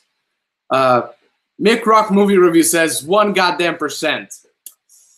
You gotta pay attention to the Barnyard Brawl, man. I'm not saying anything. I'm just saying everyone, including myself, I'm dying to watch the matches. We're going to all want to watch the Barnyard Brawl, okay? So the 1% especially, and everyone that is in that match will want to watch the Barnyard Brawl. But yeah, 1%. By 1%, Deadpool doesn't have 84% on Rotten Tomatoes. And welcome, by the way, Mick, because unless I missed a question from you, just got here, so I want to say welcome to the chat, to the Q&A. Thank you so much. Yeah, I'm dying to watch the Barnyard Brawl as well. I think everyone wants to watch that match. And I don't know, I feel like it's going to be special. Don't quote me. I didn't say anything. I know nothing of what's going to happen in that match. Swear, cross my heart. I swear on my protein right there, I know nothing of what's going to happen at the Barnyard Brawl. I just know it's coming out on Tuesday, and I can't wait to see it, but that's it. Stuart says, oh shit, I'm losing my battery on my laptop. Back in a sec. Oh, don't worry, Stuart. Go check your battery, man. That's the most important thing when you're running a laptop. And it's the most bothersome thing. You always have to worry about your battery. It just sucks.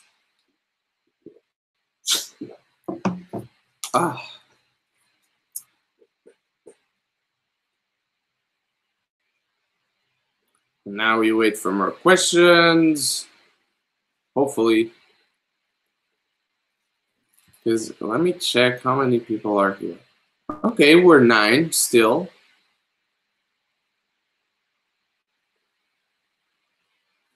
But I don't know how the chat is going for you guys. I don't know how big the delay is. So there's that.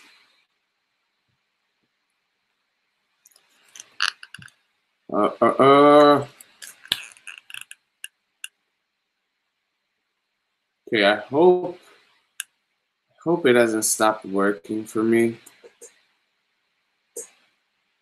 Oh, okay. Now universe is in conversation. How would you expect the DC universe to go through from now? I don't know, man. Depends on how Aquaman is received. And for the love of Christ, just do a Man of Steel sequel.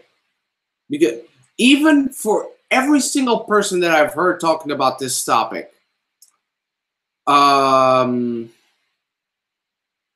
I know that people who hate the entirety of the DC universe, even they are begging that they just make a Man of Steel sequel. And I personally think that Man of Steel is a masterpiece. So just make a goddamn Man of Steel sequel, please. Even people who hate it are begging for it. And 2 guys who, it was Peter Jackson who came out this week. Peter Jackson and Christopher McQuarrie, who's directing Mission Impossible, who directed the last one and is directing the new one. He is supposedly in talks for Man of Steel 2. I want him. I would love to see him direct Man of Steel 2, man. I'm not looking forward to Aquaman, says Stuart. I know that for sure. I mean, I'm looking forward to it. It wasn't in my top 10 most anticipated films of the year or anything close to it. I am a fan of Jason Momoa, and I like most of the DCU films. It's not like I'm super excited for it. It's not like I'm buying the tickets first day. Well, I am, but because this is England and I want to have good seats. But I'm sorry. It's not like I'm dying to see Aquaman. I want to see it. I like Jason Momoa. I like James Wan. And I like what I've heard from the film. But only a trailer can sway me either to be less excited or less looking forward to it and more looking forward to it. And I bet you as well, Stuart. Stuart says, Deadpool 2 or Man of Steel? Easy. Deadpool 1 or Man of Steel? Deadpool. Wow. Sorry. Man of Steel. Man of Steel over most comic book movies. over most movies in general. I love Man of Steel more than most. I know I'm in the minority. I know I'm probably alone. But I just love that film. That film meant a lot to me. And I'm going to be honest, I didn't love it the first time I saw it. I really liked it the first time I saw it. I did not love it. So that's how life works. It's a funny thing about life. It works in mysterious ways.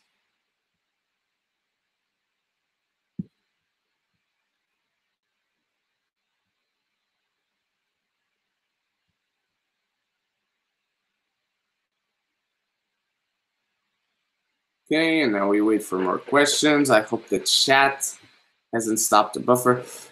Okay, Mick, why am I? Blah. Mick Rock movie review says, yeah, I love Man of Steel. Finally, someone else. Yes. Someone else loves Man of Steel. Thank you, Mick. Thank you so much. My gauntlet is shaking. Let me put it on the ground. Shut up. Shut up.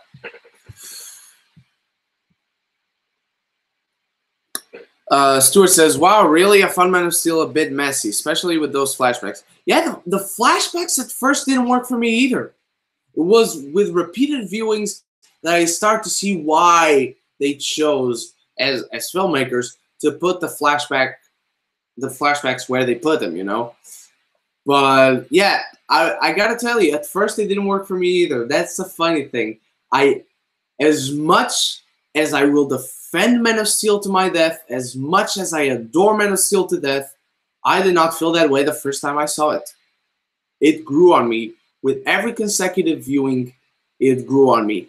And and look, Infinity War is a film that I loved at first, and I loved it even more with each consecutive viewing, you know? Man of Steel is a special case. That I don't think the amount of difference of how much I liked it at first and how much I liked it every single time, more and more every time I watched it, I don't think there has been any other movie like that my love for it has grown so exponentially. But I just love that film, man. What do you think of Zack Snyder as the director from his filmography? Okay, let's check Zack Snyder's filmography. I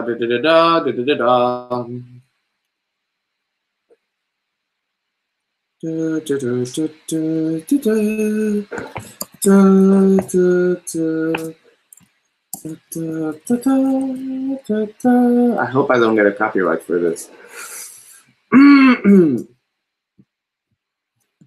I like Zack Snyder as a director, but I know I like him. I just want to check if I remember every film he's directed.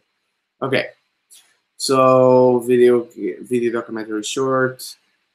Okay, Dawn of the Dead. I like it. Good film. 300, great film. Watchmen. Most people hate. Some people hate it. Some people think it's a masterpiece. So it is on the opposite extremes. I think Watchmen is a great film. I don't think it's a masterpiece. So I'm in neither field. So Dawn of the Dead, 300, really great. Watchmen, great. Legend of the Guardians, Owls of Ga'Hoole. I love this film. It's not great, but I have a love for it, you know. That film is severely underrated. Sucker Punch, nah. Man of Steel, my favorite movie of his. Batman v Superman: Dawn of Justice. I liked it. I'm gonna be honest. Didn't love it or anything, especially the extended cut. I liked.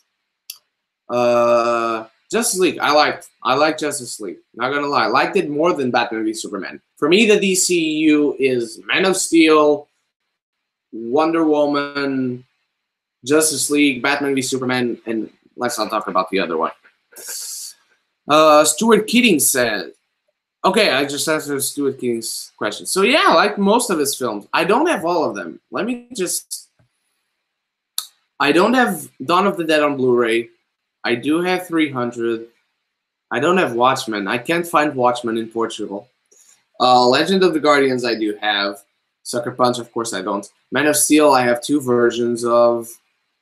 Batman v Superman, I have the Digibook, and Justice League, I have the Digibook. So yeah, I only don't have 2 films or 3 of his, but I don't plan on getting Sucker Punch either way.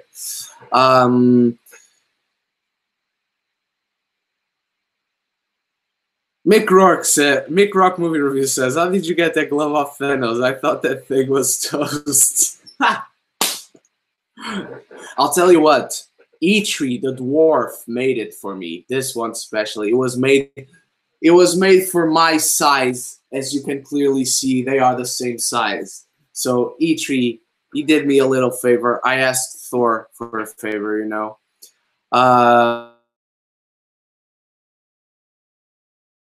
It's the best. I love their theme. Mick Rock movie reviews. Favorite Christopher Nolan movie? Inception. And close friends of mine always get shocked when I say that because people call me Batman. I am Batman, you know, for my friends. And I love his Batman trilogy. So whenever I say that Christopher Nolan, who is also my favorite director, by the way, whenever I say my favorite film of his is not a Batman film, everybody gets shocked. It's Inception. I think Inception is a brilliant work. And most of his work is brilliant, you know. But yeah, Inception is my favorite. Newt says, "Wow, really? Justice League is rock bottom. Below Suicide Squad? Really? Wow." I mean, it's the beauty, man. This is what I love. Is that we can have different opinions and still have fun. See, I'm having fun with Newt. And he didn't like Justice League, or at least he likes it less than Suicide Squad. But Joe Magallanes says, "I actually liked Sucker Punch, but only watched it once. I was 11 years old." So I think we both know why you liked Sucker Punch at 11 years old. You know? Because the first time I watched it, I was also like, I wasn't 11. So wait. Sucker Punch came out in 2011. So in 2011... No. Wait. Sucker Punch came out when I was 18? Wow. Yeah, so no way I watched Sucker Punch at 11. So yeah, holy shit. I'm depressed now, guys. Sucker Punch came out when I was 18. Wow. Thanks for making me feel old, Joel. Street King says, "Speaking of directors, better David Leitch film, Deadpool 2 or John Wick?" John Wick. Gotta say John Wick. If you ask me John Wick 2 or Deadpool 2, I'll still say John Wick 2, but by the narrowest of margins. They're like that, man. This is Deadpool 2, this is John Wick 2. But if you ask me Deadpool 2 and the first John Wick, which he co-directed, the difference is a little bit, not astronomically bigger, but a little bigger. Joe Magana says, "I can't wait to go study in the UK next year." How's your experience so far? Oh man, it's great. It's great because I'm having classes with the rectors. You know, not only is the schedule great because I go in at 10. It's not a super early hour, so it allows me to go to the gym in the morning because I like to wake up early, but not to go to class, you know. So it's 10 to 5. I get class from 10 to 1 with a 1 hour lunch break, and then 2 to 5. And it's a great schedule. We are now having a new module, and we're having classes with people who work in the industry. Who have worked on television, who have done film. And people are shooting there all the time. I said this in the last live stream, but guys, Black Mirror Season 5 was just 2 weeks ago shooting in my uni. Stephen Moyer from True Blood, and who plays the father in the Gifted, the X-Men TV show. See, speaking of X-Men, he was ahead of me in the line for the coffee at the coffee shop. I only noticed after he turned, and I was like, "Holy shit, Stephen Moyer! I cannot ask for an autograph." You know, people are shooting that. I saw Tom Hardy. I saw Tom freaking Hardy, and I did not see her, but I know Haley Atwell was there shooting a few weeks ago as well. I did not meet the First Lady of the MCU. and I wanted to because she's on my list, if you guys know what I mean. It's great. And I'm going to the theater this week to have classes. I'm meeting this lady who's an acting teacher, who was the acting teacher for Daniel Kaluuya, who the guy from Get Out, who, by the way, was in Johnny English 2. I just popped Johnny English 2 the other day on Netflix, and holy shit, Daniel Kaluuya is there. But yeah, it's a great experience, man. I couldn't be happier. Okay, I could be happier if I was actually having classes with these celebrities that I told you that I saw, you know. But yeah, and I saw Daniel Brühl on the street. Has nothing to do with the uni, you know. He was around Europe to promote The Alienist. But yeah, let me know when you come over next year, man. We gotta meet.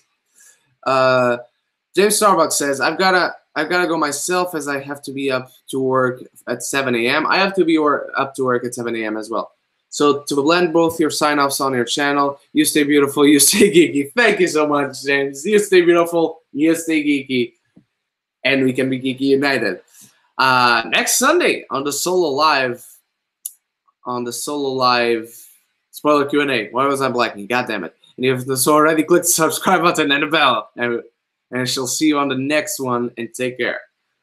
Thank you so much, James. He's a good buddy, James. We met a couple of weeks ago, man. He's great.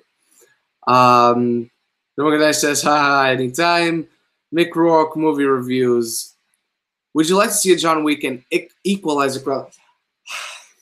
That's a good. Let me put a rain check on that question, or rather on my answer to it. Because from what I've heard out of the YouTube channels I follow, I'm probably going to be in the minority, as in I did not like the trailer for Equalizer 2. And I really love the first one, man. I really love the first one. I think the first one is great. I didn't like the trailer for 2. And it's directed by Antoine Fuqua as well, who has never come back for a sequel to his movies. Not that all his movies had sequels, you know, but yeah, I did not like that trailer. Did not like the trailer whatsoever. Thought it was very tone deaf. Oh, I lost myself. Oh, Mick Rourke movie review says, I seen Ethan Hawke on the set of Maudie. Oh, I never actually saw that film. Where was that shot? Oh, I never. Now that you mentioned it, I gotta watch that film because it's Sally Hawkins, who was just mwah, in Shape of Water. I don't know what that was. Newts. Oh, wait. Stuart Keating says, welcome to the big leagues. Get shot. Yeah. That was fantastic. And, you know, he has the shot on his head and he's looking directly at the camera. Yeah, it was great. Newt says, Bruna didn't look over when you said she was on the list, if you know what I mean. Because she knows. Yeah. Stuart Little. Stuart. Why was I saying Stuart Little? Stuart Keating says, a lot of MCU references in Deadpool 2. Probably even more than Netflix shows.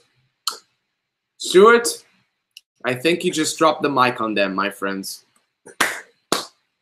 Congratulations, man. You are very right. But again, it's because the context is parody. That's why they can get more away with that. But hell, the Netflix shows didn't need to get away with everything because they are in the same universe, you know.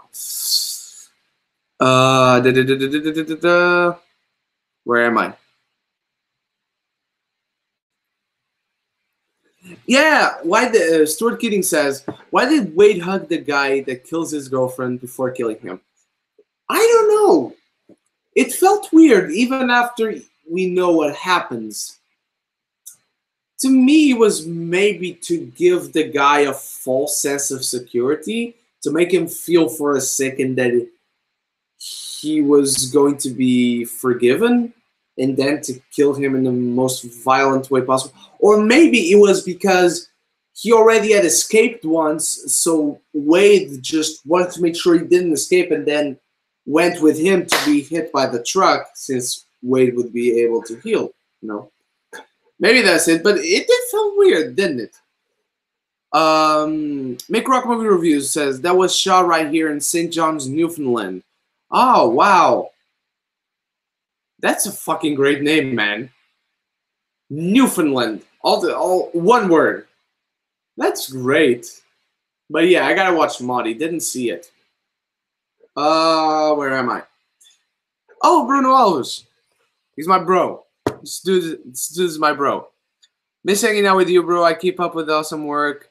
Thank you so much, man. You rock. I might have to pay you a visit sometime this year so that you'll forget who's your favorite Morphin brother. I won't forget, and if you don't know already, I'm flying back June 29th on a Friday. I get right off school, and I go right to the airport to be back to Portugal for 2 weeks. This past month, I was only back for 1 week. I'm going to be back for 2 weeks this time. So, middle of the summer, Portugal, sunny and everything. I got this arm, so we can enjoy the summer. So let's arrange something to do together. Sushi. I need my sushi because I'm not eating sushi here, and I need my carbs. You know. Bruno Alf says Deadpool kicked arse. By the way. Oh, so you saw Deadpool too? Did you see Infinity War? Because you hadn't seen Infinity War last time we talked. So answer me if you've seen Infinity War. Otherwise, I'll nag your ass on Facebook right after the stream. João Magalhães says we might get Zombieland 2 in 2019. What do you think of I love the first one. We talked about this a lot, me and João. That one, either that one or Shaun of the Dead are probably my favorite zombie movies. Although, just for curiosity, because I'm sure I'm blanking on a lot of movies. Zombie movies.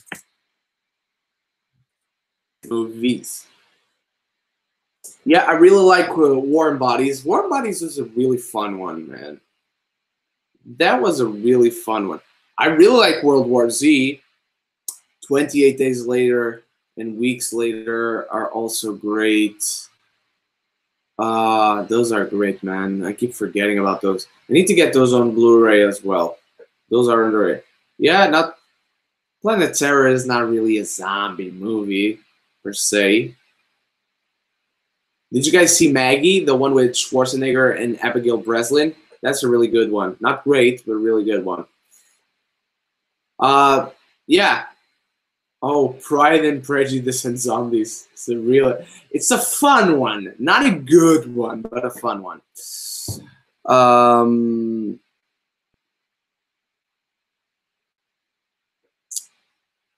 But yeah. I really love Zombieland, man. But we've heard for years and years it's coming out.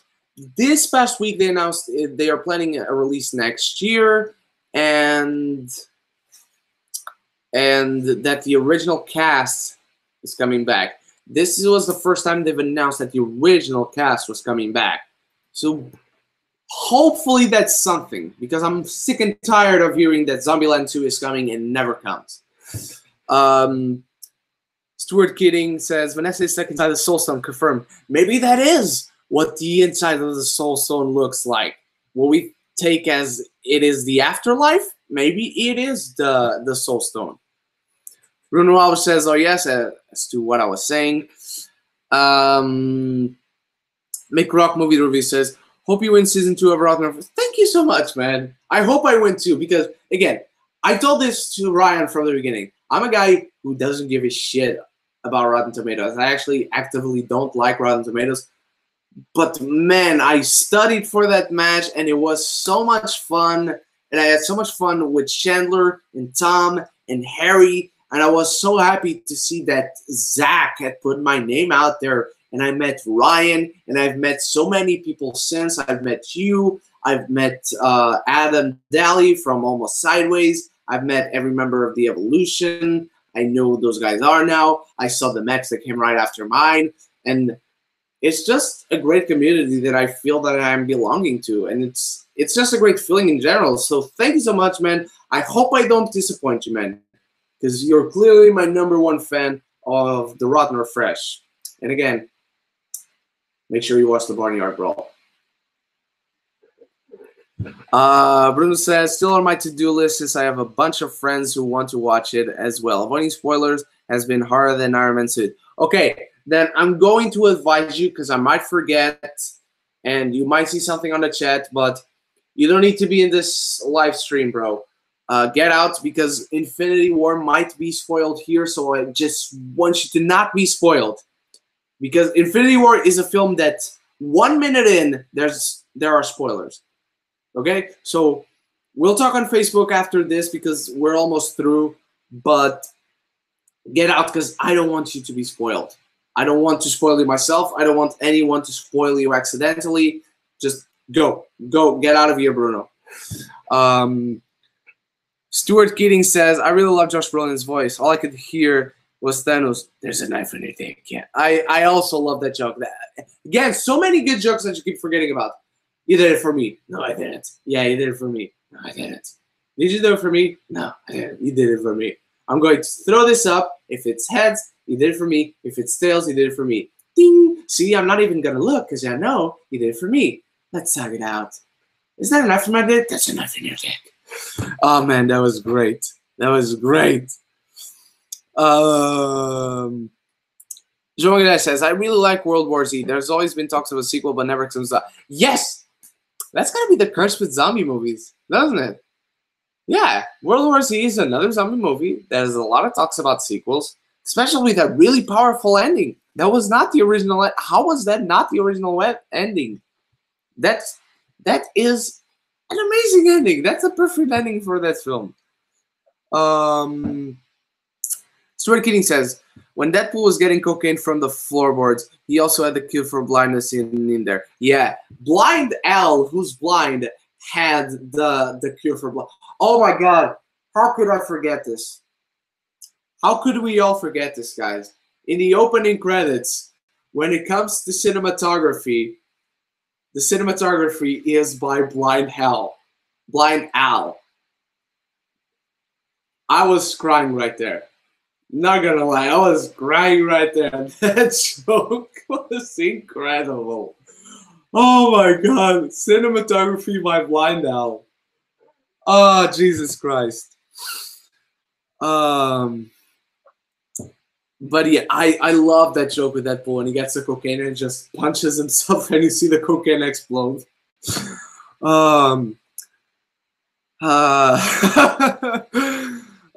So Bruno's saying goodbye, so he's not spoiled for Infinity War. Mick Rock movie reviews. What do you think of the trailer for Mission Impossible Fallout? I didn't see it.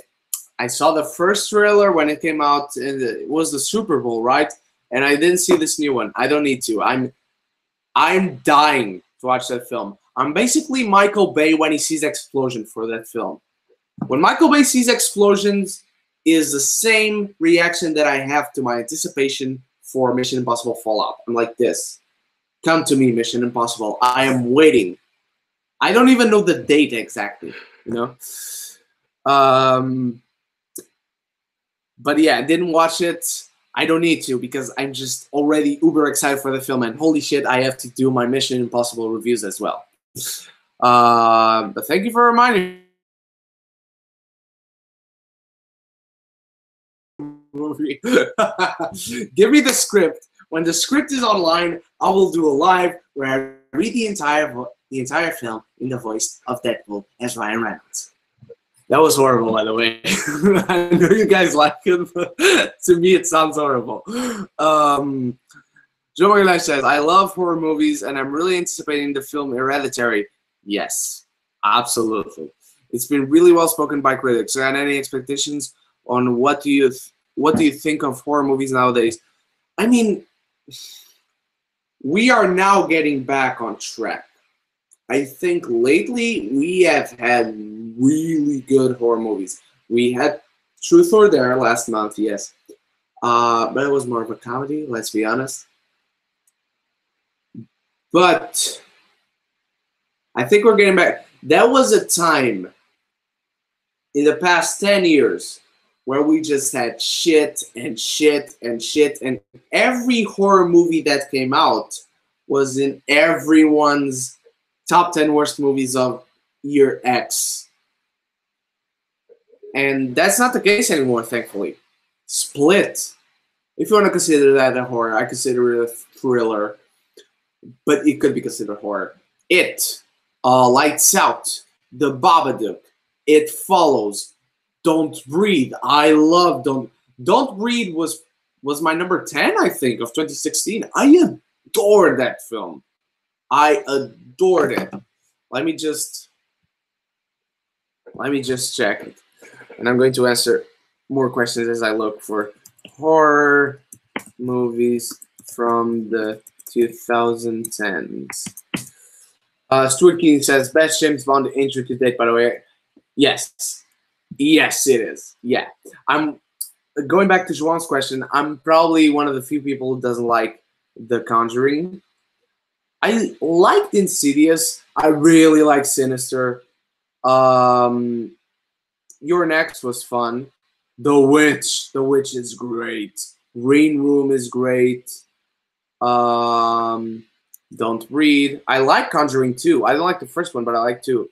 Black Swan is not horror. Come on. The Purge is cancer. VHS 1 is really good. VHS 2 is good. 10 Cloverfield Lane could be considered horror. Why am I saying terror? I liked Insidious 2 more than the first Insidious as well. Under the Skin is for sure a horror film. Hush is Gerald's Game that came out on Netflix last year was great. Raw is great as well. If you guys haven't seen Raw, watch Raw. It's a French film. I hate the sound of French. It's just, I love visiting that country. I love going to Disneyland. I wish I could speak the language. Just to my ears, it is not pleasant whatsoever. Best James Bond intro to date. Oh, and The Witch is one of my favorite movies of the past years. Yeah, it was, I think, in my top movies of 2016, I can't remember exactly, but in my top films of 2016, I did a top 20, I think. And The Witch was on there. It was on number 20, I think. But yeah, I think The Witch is on there. I don't like goats or bunnies after that film. Oh, look at him. He even runs like a pervert. I love that line as well. Just so many great lines. Mick Rock Movie Review says, but then we got the bye-bye. Oh, Mick, why? Why'd you do that? Oh, the Bye-Bye Man. Speaking of which, if you guys haven't seen The Alienist, really good show with Luke Evans and Daniel Bruhl. The main kid from The Bye-Bye Man, if you've seen The Bye-Bye Man, I apologize, but if you've seen The Bye-Bye Man, the main kid who is horrible in The Bye-Bye Man, he is horrible in The Bye-Bye Man. He's really good in The Alienist. He plays one of 2 Jewish brothers who look nothing like each other, but he's really good in that show. Joe Maganai says, The Babadook I really like. I love The Babadook, man. I love that movie so much. I love It Follows even more, but The Babadook was so great. Stuart King says, my favorite score was the holy shit balls. Yes, I have it. On the score is called You Can't Stop This Motherfucker. It's this 1 minute and 10-second track. It's the choir part of the score that plays while Colossus is fighting Juggernaut. Is called You Can't Stop This Motherfucker. That's how we do it in Mother Russia. I have waited for so long for Colossus to say that in an X-Men film. That was a really fun line. I wouldn't be surprised if we were to find out that that line was improv by the actor.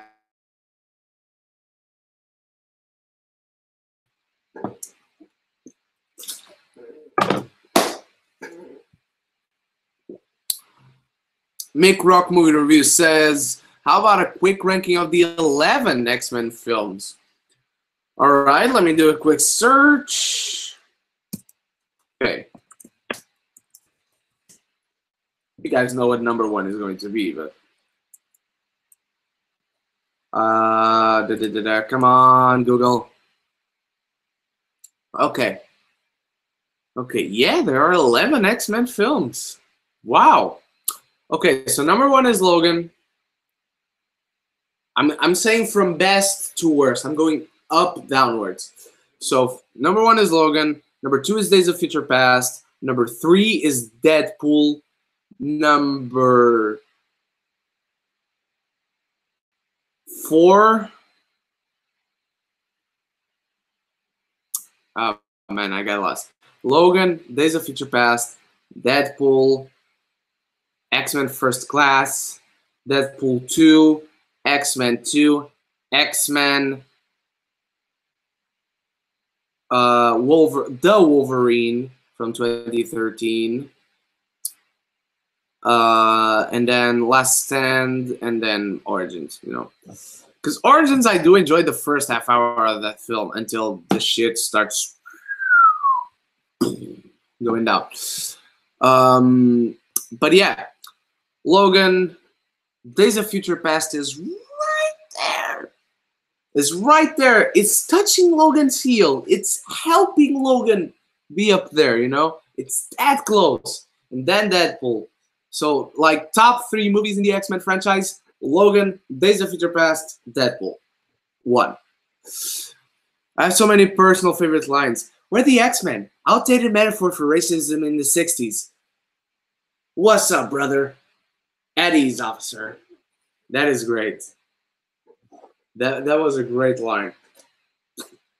I did hate how they kept teasing Mr. Sinister because I'm tired of them teasing Mr. Sinister throughout several films and they don't do anything with Mr. Sinister. So they're either just do it or stop teasing him, please.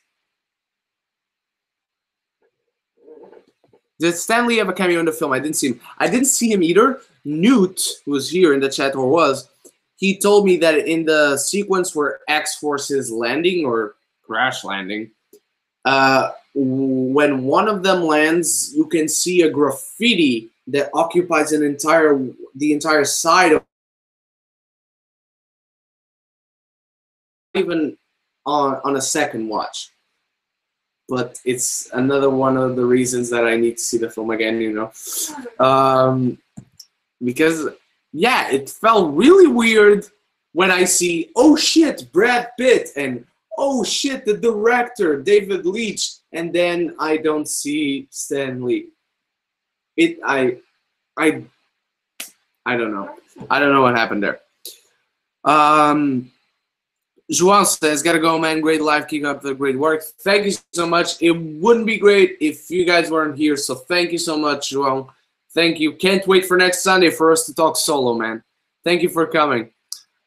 Make Rock Movie Review saying, I think you might have missed. Oh, yeah!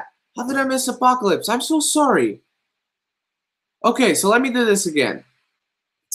Okay, so Logan, Days of Future Past, Deadpool, First Class, Deadpool 2, X2, Apocalypse, X-Men 1. No. X-Men 1, Apocalypse, The Wolverine, Last Stand, and X-Men Origins. That's all of them, right? Yes? I think that's all of them. I counted 11.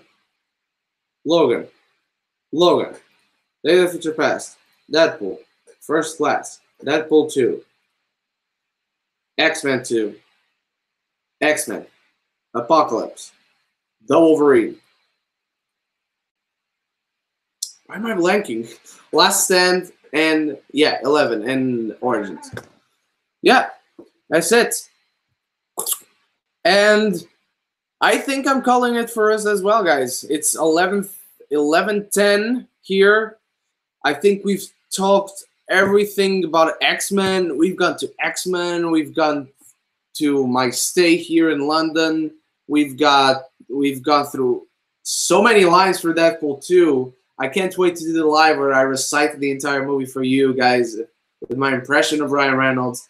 Thank you so much for everyone, for João, for Newt, for Bruno, For Stuart, who has been here since the beginning, man. You are insane. For Mick, who just got here, but I love every time I get to talk to you, man.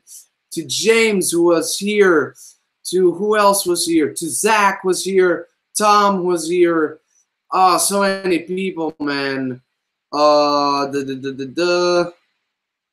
Who else was here?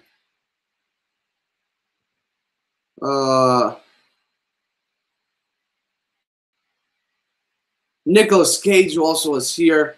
Thank you so much, man. Thank you all, guys. This was amazing. And I can't wait to repeat it again next Sunday for Solo. I'm going to have so many thumbnails to make again. Thank you so much, guys. You are the best. I love you all from the bottom of my heart. Mick, Stuart, if you guys are still here, thank you again. And I still have to give my review for Fahrenheit 451 that came out yesterday on HBO. I still have to give my review for Agents of S.H.I.E.L.D. Season 5. I still need to watch that. And this week is Solo Week, my friends. So you stay beautiful, you stay geeky, and eat lots of chimichangas. Click the subscribe button if you haven't. Oh, sorry. Okay, I thought I read something there. So eat lots of chimichangas, stay beautiful, stay geeky, and if anyone here in the chat that is watching us and not commenting hasn't subscribed yet, click the subscribe button and the little bell next to it so you can be geeky united. Has no effect when I'm doing live and I have to stop the video after. But thank you so much, guys. Thank you, thank you, thank you.